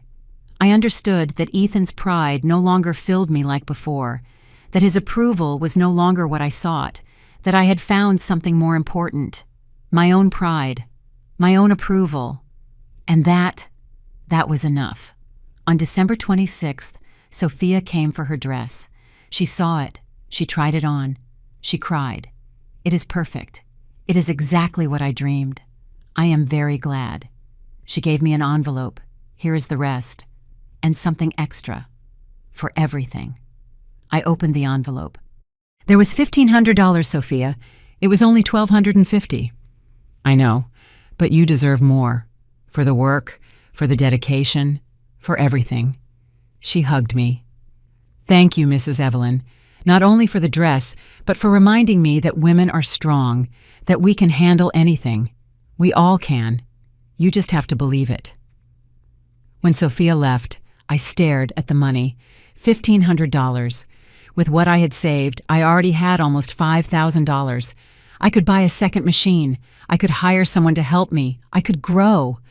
But above all, I could prove to Ethan, to Vanessa, and to myself that I was not a victim. I was a survivor, and I was just getting started.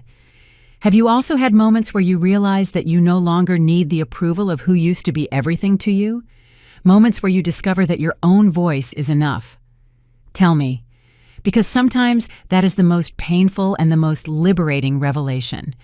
The new year arrived with promises. Not the empty promises people make over glasses of champagne, but real promises, commitments to myself. On January 2nd, I resigned from the dry cleaner. Grace hugged me when I gave her the news. I knew this day was going to come. It makes me very sad to lose you, but it gives me more joy to see you grow. I will not forget you. Thank you for everything. For the sewing machine. For believing in me. For everything. Go and conquer the world, Evelyn. She gave me my severance pay. $350. It was not much, but it helped. Now my time was completely mine. For the workshop. To build. The first days of January were slow. Few customers. Some people entered, asked prices, and left.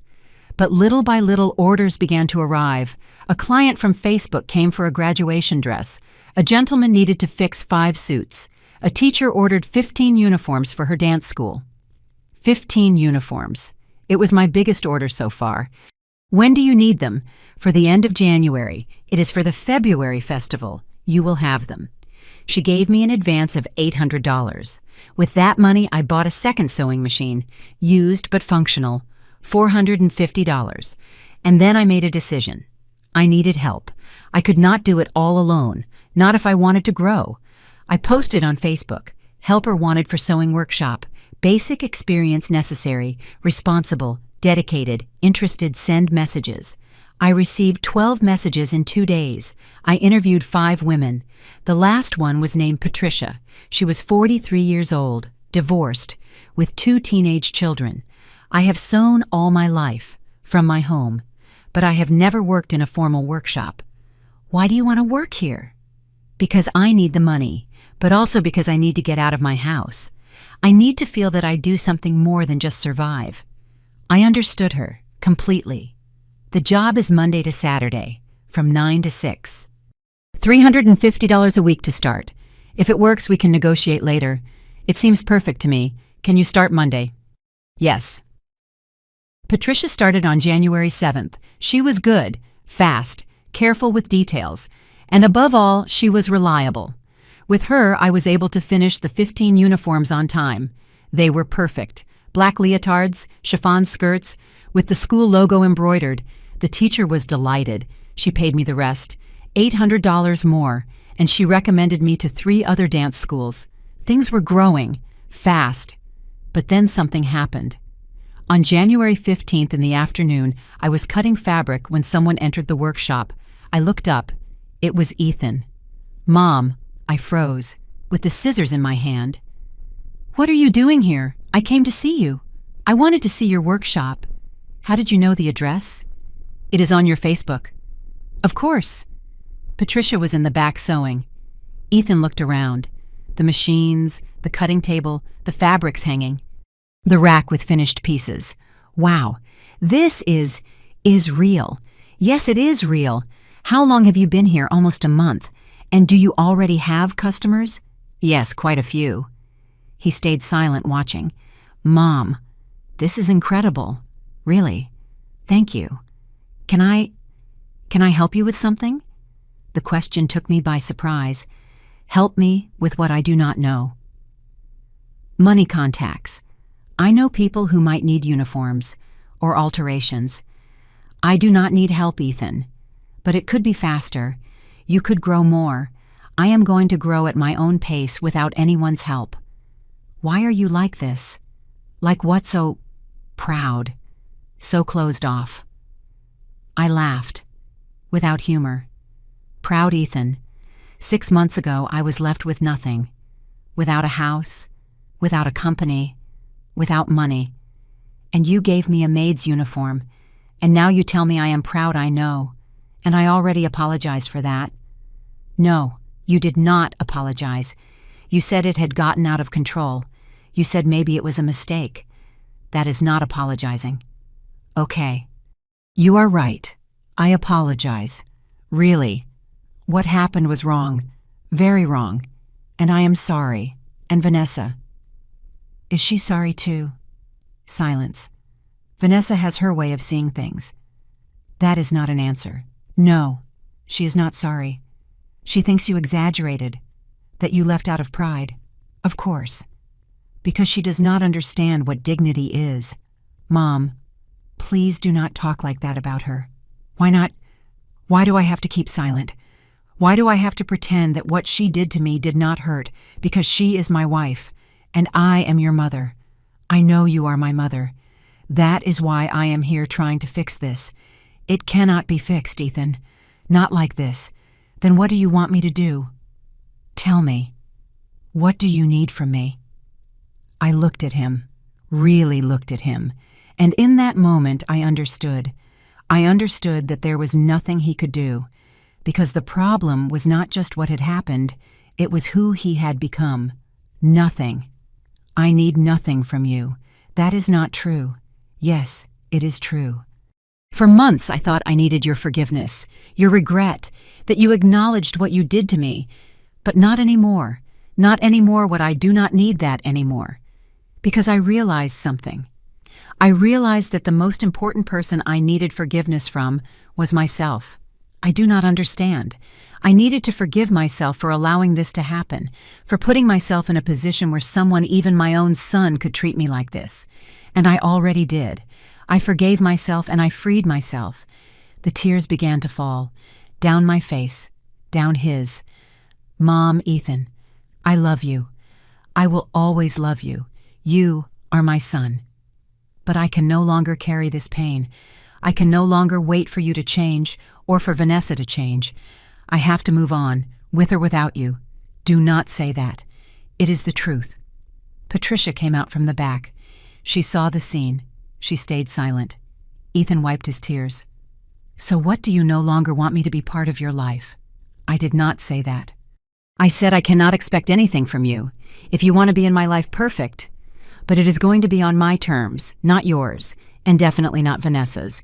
She is my wife, Mom. I cannot simply. I am not asking you to choose. I am telling you that I already chose. I chose my peace, my dignity, my life. And what about me? Where do I stand? Where you decide to stand? That is your decision, not mine. He stayed silent, looking at the floor. I am going to be a dad. The words fell like stones. What? Vanessa is pregnant. 8 weeks. The world stopped. A baby. My grandchild. Congratulations. Is that all? Congratulations? What do you want me to say? I do not know. I thought you would be excited. That of course I'm excited, but I'm also afraid. Afraid of what? Afraid that baby will grow up without knowing me, that Vanessa will push me away, that you will allow it. That is not going to happen. It already happened, Ethan. You pushed me away once. What guarantees me it is not going to happen again? Why? Because now it is different. It is my child, our child, and I want you to know him, to be part of his life. And Vanessa silence. I am going to talk to her. I'm going to tell her she has to accept you, that you are my mother, that you are the grandmother of our baby. I do not want her to accept me out of obligation, Ethan. I want respect, and if she cannot give it to me, then I prefer not to be there. Mom, please do not do this. I am not doing anything. I am just setting boundaries, something I should have done a long time ago. Patricia touched my shoulder gently. Evelyn, I am going out for a moment. To buy thread. Do you need anything? No. Thank you, Patricia. She left, leaving us alone. Ethan sat on a chair with his head in his hands. I do not know what to do. You do not have to do anything right now. Just think.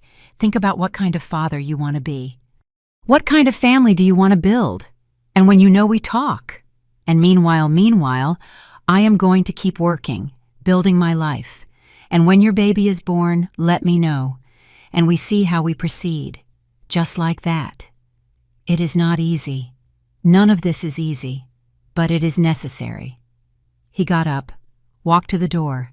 Before leaving, he turned around. I love you, Mom. I love you too. He left. The door closed behind him. I was left alone, in the middle of the workshop, and then I cried. I cried like I had not cried in months. I cried for the boy I lost, for the man he became, for the baby who was going to be born, and who maybe I would never know as I should. I cried for everything that could have been, and wasn't. But I also cried with relief, because I had said everything I needed to say, because I had set boundaries, because I had chosen my peace over his comfort. Patricia returned half an hour later. She brought coffee. I brought 2, just in case you needed one. Thank you. We sat together, drinking coffee, in silence. Was that your son? She finally asked. Yes. You look alike. You have the same eyes. Yes, but nothing else. Do you want to talk about it? No. I prefer to work. Okay. And we worked. All afternoon. All night. Cutting, sewing, creating. Because that was what I knew how to do. I did not know how to fix my relationship with my son. I did not know how to make Vanessa respect me. I did not know how I was going to make a life with a grandchild I might not be able to see. But I knew how to sew. I knew how to create. I knew how to build something beautiful from scratch. And for now, that had to be enough. That night in my room, I took out my mother's ring. I looked at it under the light. Mom, I do not know if I did the right thing. I do not know if I should have been softer or harder. I know nothing. The ring shone, silent. But I know you taught me not to crawl, not to beg for love, not to accept crumbs. I put it away again, and I slept. Not well, but I slept. The following days were weird. I expected Ethan to call, to send a message, but he did not, and neither did I. Patricia noticed my distraction. Are you okay? Yes, just thinking. About your son? Yes. Do you want some advice? Sure, let him go. If he comes back, good. If not, it is also fine. But do not hold on, because that is only going to destroy you. Do you speak from experience? Yes. My ex-husband. I loved him so much I forgot to love myself. And when he left me, I did not know who I was. It took me years to recover. And now, I am me. And that is enough. You are right. I always am. We smiled, and we kept working. On January 25th, a large order arrived. A cleaning company needed 50 uniforms. By the end of February, 50 uniforms. It was immense, impossible to do alone, even with Patricia. What do we do? Patricia asked. We accept it. And we hire someone else. Do you have money for that? Yes. And so I did. I hired another woman, Rose, 51 years old. Widow, expert in industrial sewing. When do I start? Tomorrow. And with 3 machines running, with 3 women working, the workshop became something real, something solid, something no one could take away from me. On the last day of January, I closed the shop early. I counted the money for the month. I had earned $4,500. $4,500 in a month. After paying the rent of the shop, the salaries of Patricia and Rose, the materials, the electricity, I had $1,500 of net profit left. $1,500. It was not a fortune, but it was more than I had earned in my best month at the dry cleaner, and I was just getting started. I sat on the floor of the workshop, alone, and I smiled, because I had lost my son, at least for now. I had lost the possibility of being the grandmother I wanted to be. I had lost the family I had dreamed of. But I had gained something else. I had gained myself. And that was priceless. I still wonder if I did the right thing, if I should have been more flexible, more understanding. But I also know that I cannot sacrifice my peace to maintain a relationship that destroys me. And you? What would you have done in my place? February arrived with longer days, more light, more hope. The workshop ran like clockwork. Patricia, Rose, and I worked in perfect sync, as if we had worked together all our lives. The 50 uniforms for the cleaning company were ready on February 20th, 5 days earlier than promised. The manager came to pick them up. He checked them one by one. "Excellent work, Mrs. Evelyn. Can I place a recurring order? I need 30 uniforms every 2 months." "Of course." "Perfect. I will send you the contract next week." A recurring contract. That meant stable income, predictable, real. Patricia and Rose were excited. "This is going to grow, Evelyn." "I know. This is just beginning." "Yes, it is just beginning."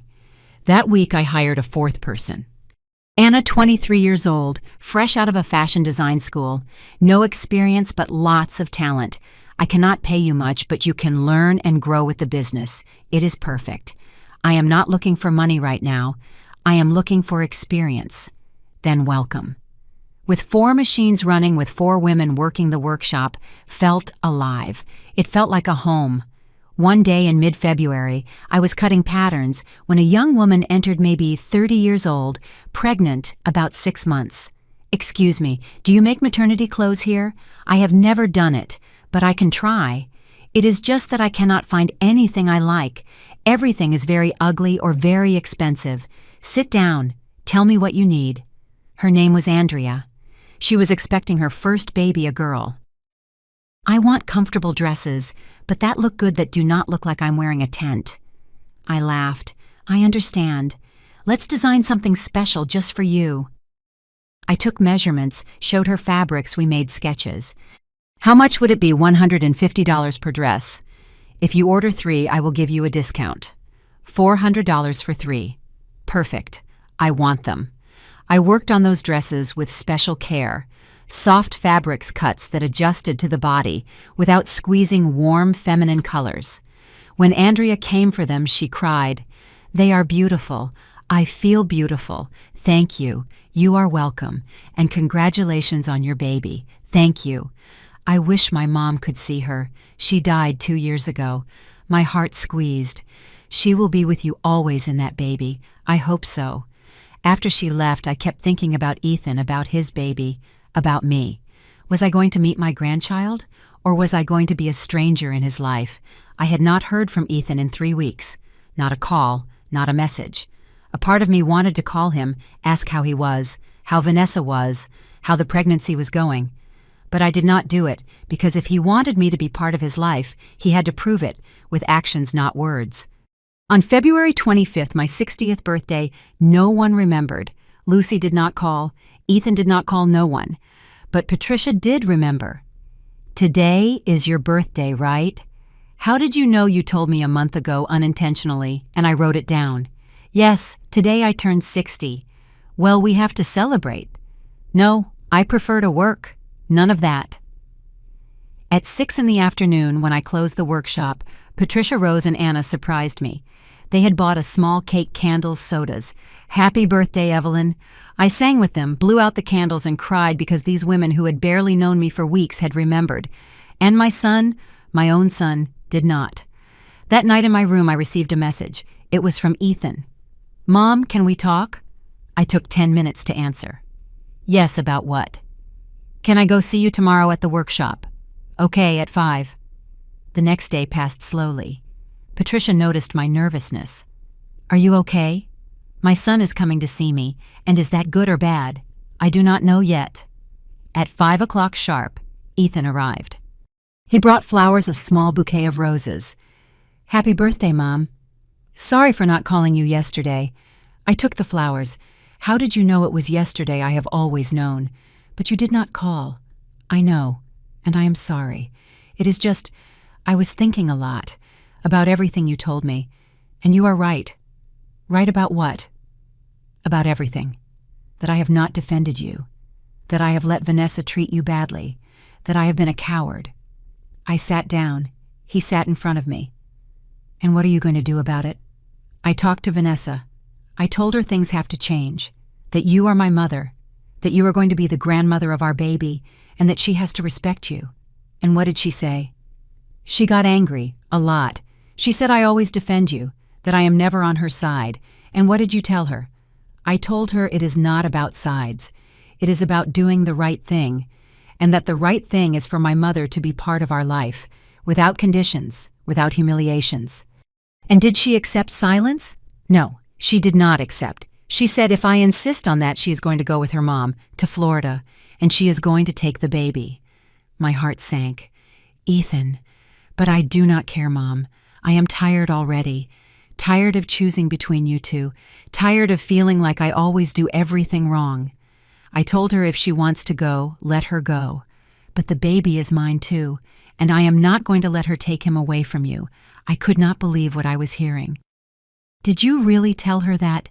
"Yes, and I mean it." "Ethan, a baby needs both parents. You cannot separate from Vanessa because of me." "I am not separating because of you. I am separating because I no longer recognize the person I am when I am with her. I have become someone I do not like, someone weak, someone who allows his wife to treat his mother badly." The tears began to fall, down my face, down his. "I do not want your marriage to be destroyed because of me." "It is not going to be destroyed because of you. It was already destroyed, just that I did not want to see it." "Are you sure about this?" "Yes, very sure. And I want you to know something else." "What?" "That I admire you. That I am proud of you. Really. Of how you got up. Of how you built all this. You are the strongest person I know. I am not strong. I just survived. You are strong. I could not have done what you did. I would have given up." I hugged him. A long hug. Tight. "I love you, my boy. I have always loved you. I love you too, Mom. And I'm sorry. I am sorry for everything." We stayed like that, hugging, crying. Patricia rose and Anna watched us from the back, in silence. When we separated, I asked him, "And now, what is going to happen? I do not know. Vanessa says she needs time, that she is going to think. Meanwhile, she went with her mom. How long ago? 3 days ago. And how are you?" Confused, sad, but also relieved, as if I could finally breathe. "Have you talked to her?" "Yes, every day. She tells me she is fine, that the baby is fine, but that she needs space. Give her that space, and meanwhile think. Think about what kind of marriage you want. What kind of father do you want to be? I will do it. Do you want to stay for dinner? I can make something quick. No thanks. I need to be alone for a while. Process all this. Okay, but if you need me, here I am. I know. And thanks." He left, with his hands in his pockets, shoulders slumped. My son, my boy, lost, confused, but searching to be better, and that was enough for now. That night, Patricia stayed with me a while after closing. Are you okay? Yes, I think so. Your son loves you. It shows. I know. But sometimes love is not enough. You are right. But it is a start. 2 weeks passed. Ethan came to the workshop almost every day. After work, he sat down, we talked. Sometimes about important things, sometimes about nothing. He told me that Vanessa was still in Florida, that they talked, but things were difficult. She says she is not coming back if you continue to be part of my life. Then let her go. Do you really believe that I believe no one should ask you to choose between your wife and your mother? If she asks you, that she does not love you as she should. But what about the baby? The baby is going to have both parents together or separated. But he is going to have love, and that is what matters. In mid-March, I received a call. It was from an unknown number. Hello, Evelyn Bautista. Yes, calling from the Chamber of Commerce. We want to inform you that you have been nominated for the Businesswoman of the Year Revelation Award. I was speechless. Excuse me? Yes, one of your clients nominated you, Sophia Mendoza. Do you remember her? Yes. Of course. Well, she wrote a very emotional letter about your story, about how you lost your company and rebuilt it from scratch. The committee was very impressed. The ceremony is April 30th at the Grand Plaza Hotel. Can you attend? Yes, I can. Perfect. We send you the formal invitation by mail. Congratulations. I hung up. Patricia Rose and Anna looked at me. What happened? They nominated me for an award, Businesswoman of the Year Revelation. They screamed, jumped, hugged me. Evelyn, it is incredible. I do not know if I'm going to win. It does not matter. You already won with everything you have achieved. That night I told Ethan, Mom, that is incredible. I am so proud of you. Thank you. Can I go with you to the ceremony? Do you want to? Of course. You are my mom, and I want to be there. Then come. April 30th arrived fast. I bought a dress, nothing expensive but elegant, navy blue. I had my hair done in a salon. I put on makeup. I looked at myself in the mirror. I looked different, not only older but more dignified, as if everything that had happened had given me a strength I did not have before. Ethan picked me up. He wore a suit. He looked handsome like his father. You look beautiful, Mom. Thank you. You look good too. We went to the hotel, a huge place full of elegant people, businessmen, politicians, press. I felt out of place, but Ethan took me by the arm. You deserve to be here more than anyone. The ceremony began. They gave several awards. Businessman of the Year, Sustainable Company, Technology Innovation, and then and now, the Businesswoman of the Year Revelation Award. This award recognizes a woman who, against all odds, built or rebuilt a business from scratch. This year, we have 3 exceptional finalists. They said 3 names. Mine was the last. Evelyn Bautista, founder of Evelyn's Sewing, who, after losing her textile company of 32 years, rebuilt her life from a 40-square-foot room to opening her own workshop, currently employing 4 women and growing month by month. Applause. My heart beat so fast I thought it was going to explode. And the winner is Evelyn Bautista. I could not believe it. Ethan screamed. He hugged me. You won, Mom, you won. I stood up trembling. I walked to the stage. I went up. I received the award, a glass plaque with my name engraved. The presenter gave me the microphone. Mrs. Bautista, a few words. I looked at the audience. So many people, looking at me. And then I looked at Ethan, in the front row, crying. I took a deep breath. 7 months ago, I had nothing. No house, no company, no money. I only had my hands and the will not to give up. This award is not only mine, it is for all the women who have lost everything and have had to start from scratch, for all those who have been humiliated and have found the strength to get up, for all those who continue sewing, cleaning, working, surviving, because we are stronger than we think, and it is never too late to start over. Thank you. Applause. Long, strong. I went down from the stage. Ethan hugged me. I love you, Mom. And sorry for everything. There is nothing to forgive anymore. We left the hotel. The night was cool, starry. Do you want to go to dinner? Ethan asked. Yes, I would love to. We went to a small restaurant, quiet.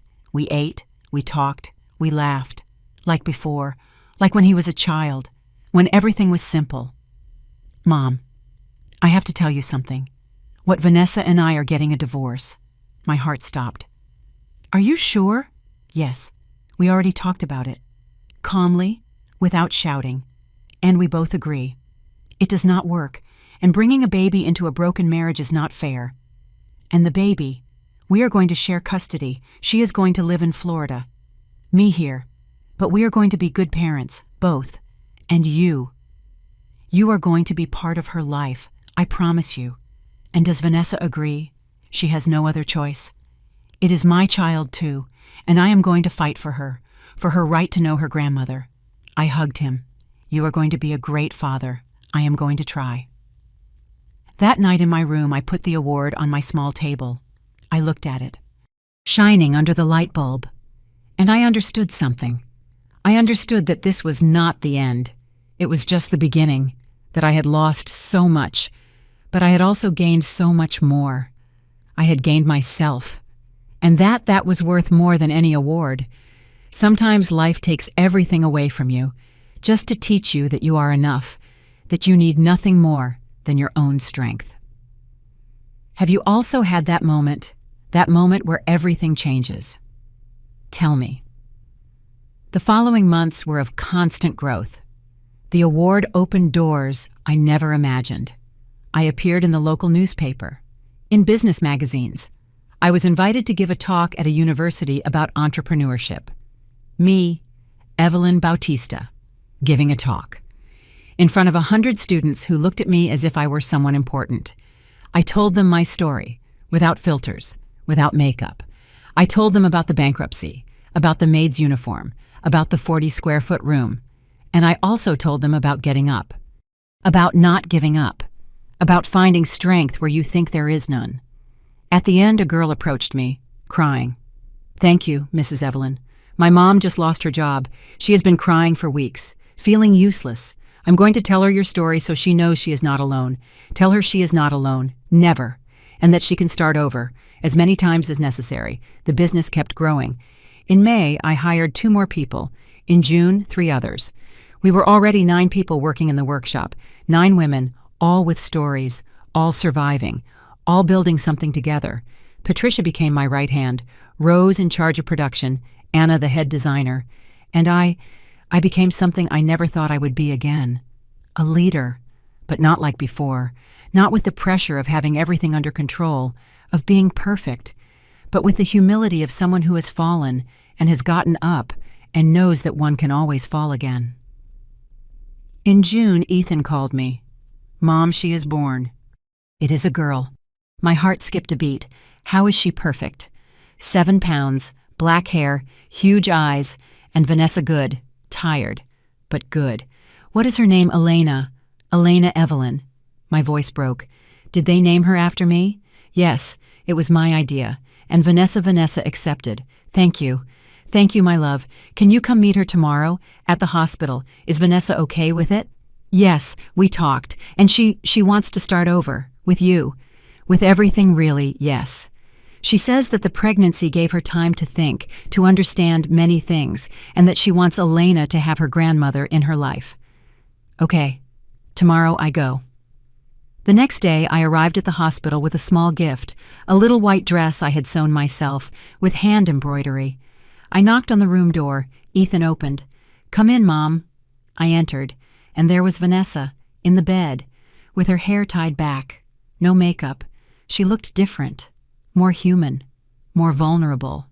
And in her arms, my granddaughter, Elena. Hello, Evelyn, Vanessa said. Hello? Do you want to hold her? I approached, trembling. Vanessa handed her to me carefully. The baby was perfect, small, warm, with that wrinkled little face all newborns have, and when she opened her eyes, I saw Ethan. I saw my husband. I saw my mother. I saw my family. The tears fell uncontrollably. Hello, Elena, I am your grandma. The baby looked at me, with those huge eyes, as if she recognized me. Evelyn, I need to tell you something. I looked up. Vanessa was looking at me. Serious. I owe you an apology. A big one. Vanessa, no. Let me speak. What I did to you. The uniform, everything. It was very wrong. Very wrong. And I have no excuse. I was angry with my life, with my decisions, and I took it out on you. And I am sorry, really. Why were you angry? Because I also lost things. I lost my dad when I was 15, and my mom married 3 more times, and I never felt important to her. I was always a burden. And when you arrived at my house, I saw you as a threat, as someone who was going to take Ethan away from me. I never wanted to take him away. I know, now I know. But at that moment, I did not see it that way. I only saw a woman who had had everything, who had been successful, and I had achieved nothing, and I envied you, and I made you pay for my own insecurity. Thank you for telling me that. And there is something else. I saw your award. I saw your interview in the newspaper, and I realized something, that you are the woman I want to be, strong, independent, resilient, and instead of admiring you, I attacked you, and I am sorry, a lot. I sat in the chair next to her bed, still holding Elena. Vanessa, we all make mistakes. We all hurt people we shouldn't have hurt. The important thing is to recognize it and do things differently from now on. Do you think we can start over, you and me? We can try. Thank you. Ethan was in the corner, crying silently. Thanks, Mom. For giving her a chance. Family is that. Chances. Over and over again. I spent 2 hours in that hospital, holding Elena, talking with Vanessa, laughing with Ethan. And for the first time in a long time, I felt peace. Not because everything was perfect, but because finally, there was hope. The following weeks, I visited Elena almost every day. Vanessa and Ethan had decided to try again, but differently, with therapy, with boundaries, with respect. I do not know if it is going to work, Ethan told me one afternoon, but we are going to try. For Elena, that is all that can be done. Try. One afternoon in July, while working at the workshop, I received a call. It was from a known number, but one I had not seen in months. Lucy, my sister. Evelyn. Lucy. What happened? I need to talk to you. Can I come see you? Yes. Sure. An hour later, Lucy arrived at the workshop. She looked bad. Thinner. Deep dark circles. Wrinkled clothes. Are you okay? No, I am not okay. We sat down. I gave her coffee. Robert left me. What he left 2 weeks ago. With another woman. A co-worker. He left me alone. With the debts. With the kids. With everything. Lucy, I am so sorry. And the worst is that now I understand what you went through. Now I understand what it feels like to be left with nothing, with no one, feeling the world coming down on you. Do you need money? No. Well, yes, but I did not come for that. I came to ask for your forgiveness. Forgiveness for what? For not supporting you when you needed it. For leaving you alone. For prioritizing Robert over you. You are my sister, and I failed you. It is over, Lucy. No, it is not over, because now I am where you were, and I do not know what to do. And I thought maybe you could help me, help you how I do not know, with advice, with whatever. I looked at her, my sister, who had always had the most stable life, the most solid marriage, the most normal family, and now she was here, broken. As I had been. Lucy, you're going to be fine. Not today, nor tomorrow, but you are going to be fine, because you are strong, more than you think. I do not feel strong. I did not feel strong either, but I was, and you are too. You just need time and support. Can I work with you? Here, in the workshop. I know how to sew. A little. I can learn. Do you really want to? Yes. I need to get out of my house. I need to do something. Feel useful. Okay. You can start Monday. Thank you, Evelyn. Thank you. I hugged her, and I felt her body tremble. We are going to be fine. Both of us. And in that moment, in that hug, I closed a circle. the circle of the sister who had not been there when I needed her, but who now needed me, and I could give her what she did not give me: support, compassion, an extended hand, not for revenge, not to make her feel bad, but because that is how karma works, not as punishment, but as teaching. In August, the workshop continued to grow. We had fulfilled contracts with 6 different companies. We had a 3-month waiting list for custom dresses. Patricia suggested something. "Evelyn, we need a bigger space." "I know, but this shop is already too small for us. We are 10 people, and we barely fit. We need something bigger, with better ventilation, more light." "You are right." That week I started looking, and I found a perfect place, twice as big as the current one, with 2 bathrooms, with a huge backspace for storage, with parking. The rent was $1,800 a month. It was a lot, but I could pay it. I signed the contract. We moved in September. On moving day, the whole team helped. Lucy, Patricia, Rose, Anna, everyone.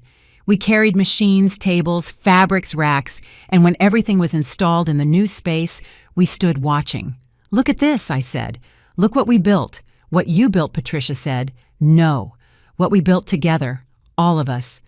That night, after everyone left, I stayed alone in the new workshop.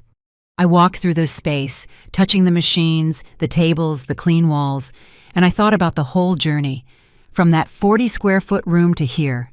I took out my phone. I dialed Ethan's number. "Mom." "Hello, my love. Can you come? I want you to see the new workshop. I am on my way."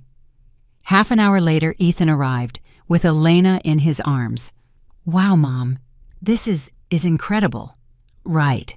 It is huge. How many people work here now?"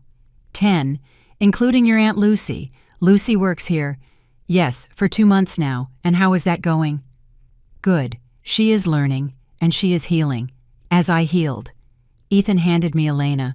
"I want my daughter to grow up knowing her grandmother's story. I want her to know her grandmother lost everything, and recovered it, and built something beautiful. And I want her to know she can do the same as many times as necessary." "Exactly." I held Elena. I walked her around the workshop. I showed her the machines, the fabrics.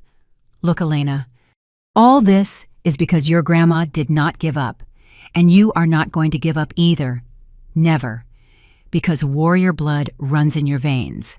The baby looked at me with those huge eyes and smiled, a tiny smile, but real. "She loves you," Ethan said, "and I love her with all my heart."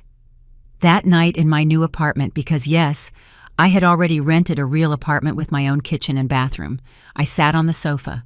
I took out my mother's ring. "Mom, I did it. Not as I planned, not as I dreamed, but I did it. I have my business, I have my dignity, I have my granddaughter, and I have peace." The ring shone, and I could swear I heard her voice. "I always knew you would make it, daughter." One day in October, I received an unexpected message. It was from Vanessa. "Evelyn, can you come for coffee? I need to talk to you." I hesitated, but I replied, "Yes, when tomorrow, at 11, at the Tuscan Cafe." The next day, I arrived on time. Vanessa was already there. She looked nervous. "Thank you for coming. What is wrong?" "Is Elena okay?"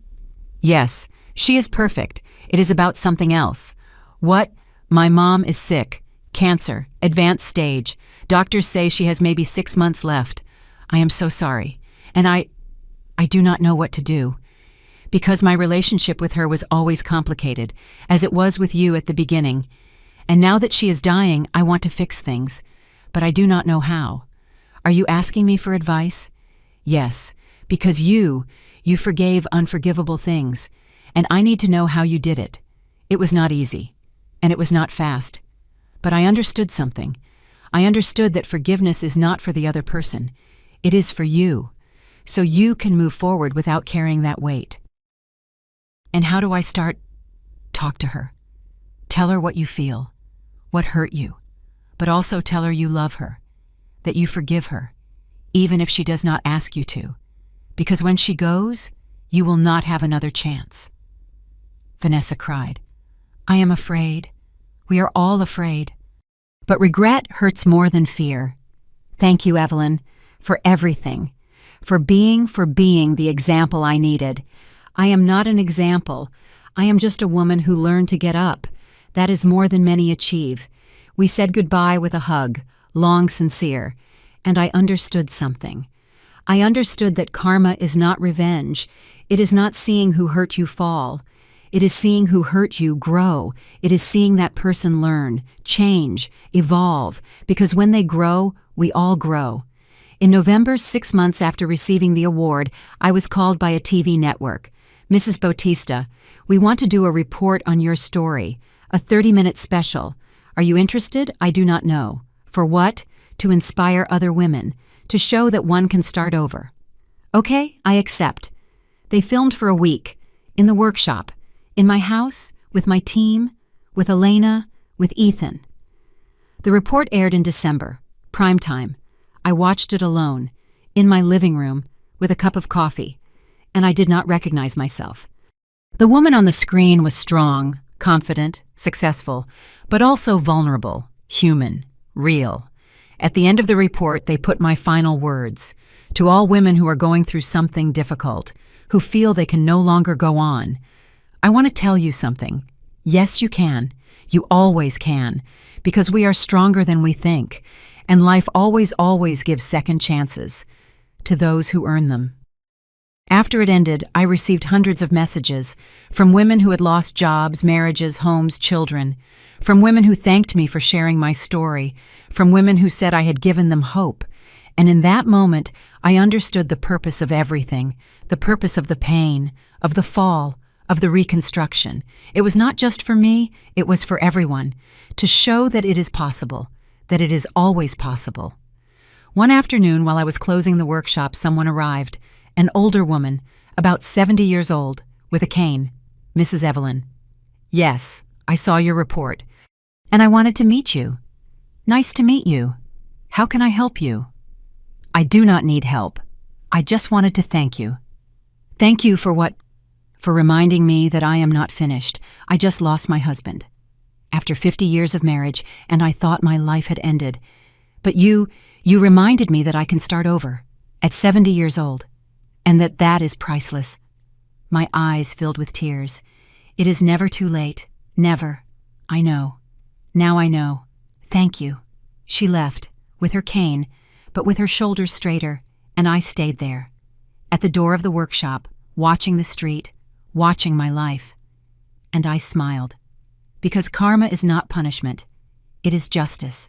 Silent, perfect, inevitable.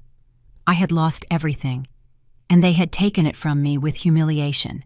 But life had returned everything to me, with dignity, with respect, with love. And to those who hurt me, life taught them, not with revenge, but with lessons that only time can teach, and that was enough. Someone once called me crazy, proud, dramatic, and for a long time those words hurt me, but now I understand that life always collects its debts, not with revenge, but with truth. Vanessa learned, Ethan grew, and I found myself. Have you seen how life balances things? How karma is not punishment, but teaching? Tell me, today as I write this, 2 years have passed since that afternoon of the uniform. 2 years. It seems like an eternity, and it also seems like yesterday. My workshop now has 20 employees. We just signed a contract with a hotel chain for uniforms for all their staff. Patricia is now my partner. Rose has her own design line within the workshop. Anna won a Young Design Award, and Lucy is in charge of training. My sister, who arrived broken, now teaches other women to sew, to create, to get up. Ethan and Vanessa are still together. It is not perfect, but it is real, with therapy, with boundaries, with respect. And Elena is 2 years old. She already walks. She already talks. She calls me Grandma with that little voice that melts my heart. Every Sunday I see her. We cook together, we play. I tell her stories. And someday, when she is older, I am going to tell her my story, the true one, without filters, so she knows her grandmother was not always strong. That there was a time where she lost everything, where she hit rock bottom, where she thought she could not get up. But she did. Because we women are like that. We are strong even when we do not know it, even when the world tells us we can no longer go on. The other day, putting things away in my apartment, I found that box, the box with the maid's uniform. I had kept it. I do not know why, maybe as a reminder. I opened it, took out the uniform, black, starched with the white apron, and I no longer felt pain, I felt gratitude. Because that uniform, that terrible moment, was the beginning of everything. It was the moment where I had to choose between my dignity or comfort, between my peace or the approval of others, between being a victim or being a survivor. And I chose to get up. I did not donate it. I kept it again, but this time in a special place in a box with other important things. Photos, letters, my mother's ring, my first award, because everything is part of my story, the good and the bad, the beautiful and the painful. A month ago, I was invited to give a conference at a business women's event. There were 500 women in that auditorium. I told them my story complete without shame. I told them about the uniform, about the tears, about the small room, about the sleepless nights. But I also told them about the reconstruction, about the first client, about the first dollar earned with dignity, about the award. At the end, a woman approached. "Mrs. Evelyn, can I ask you something?" "Sure." "How did you do it? How did you forgive your son? How did you forgive your daughter-in-law?" I am angry with my family, and I do not know if I can ever forgive. Forgiveness is not for them, it is for you, so you can sleep in peace, so you can move forward without carrying that weight. But careful forgiving does not mean forgetting, nor allowing them to hurt you again. And how do you know when you are ready to forgive? When anger no longer keeps you awake, when you can remember without it hurting in your chest, when you understand that we are all learning, even those who hurt us. She cried, she hugged me, thank you, and I thanked her because every time I tell my story, I heal a little more. Today, as I close the workshop, I look at my team, 20 women, all with stories, all with scars, all getting up, and I understand that this workshop is not just a business, it is a refuge, it is a family, it is proof that it is possible. I keep my mother's ring in my purse, I always bring it with me, and while I walk to my car, I think of her. Mom, I did it. It was not how I dreamed it, but it was better, because now I know who I am. And that is priceless. Sometimes they ask me if I regret anything, and I always answer the same. No, I do not regret the pain because it taught me. I do not regret the fall because it strengthened me.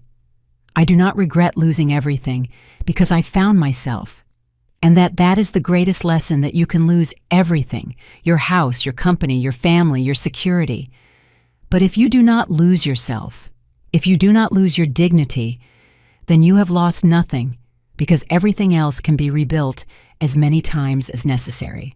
Tonight, I'm going to have dinner with Ethan, Vanessa, and Elena. I am going to hold my granddaughter. I am going to laugh with my son. I am going to talk with my daughter-in-law. And it is going to be normal, simple, beautiful, because there is no longer resentment. There are no debts. There is no pain. There is only family, imperfect but real. And as I drive toward their house with the sun setting over the city, I smile, because I understood something fundamental. Life is not about not falling. It is about getting up over and over again with dignity, with strength, with self-love. And when Elena is older, when she asks me how I did it, I am going to tell her my love. Your grandma was not special.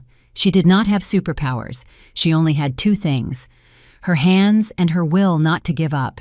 And with that, she built all this.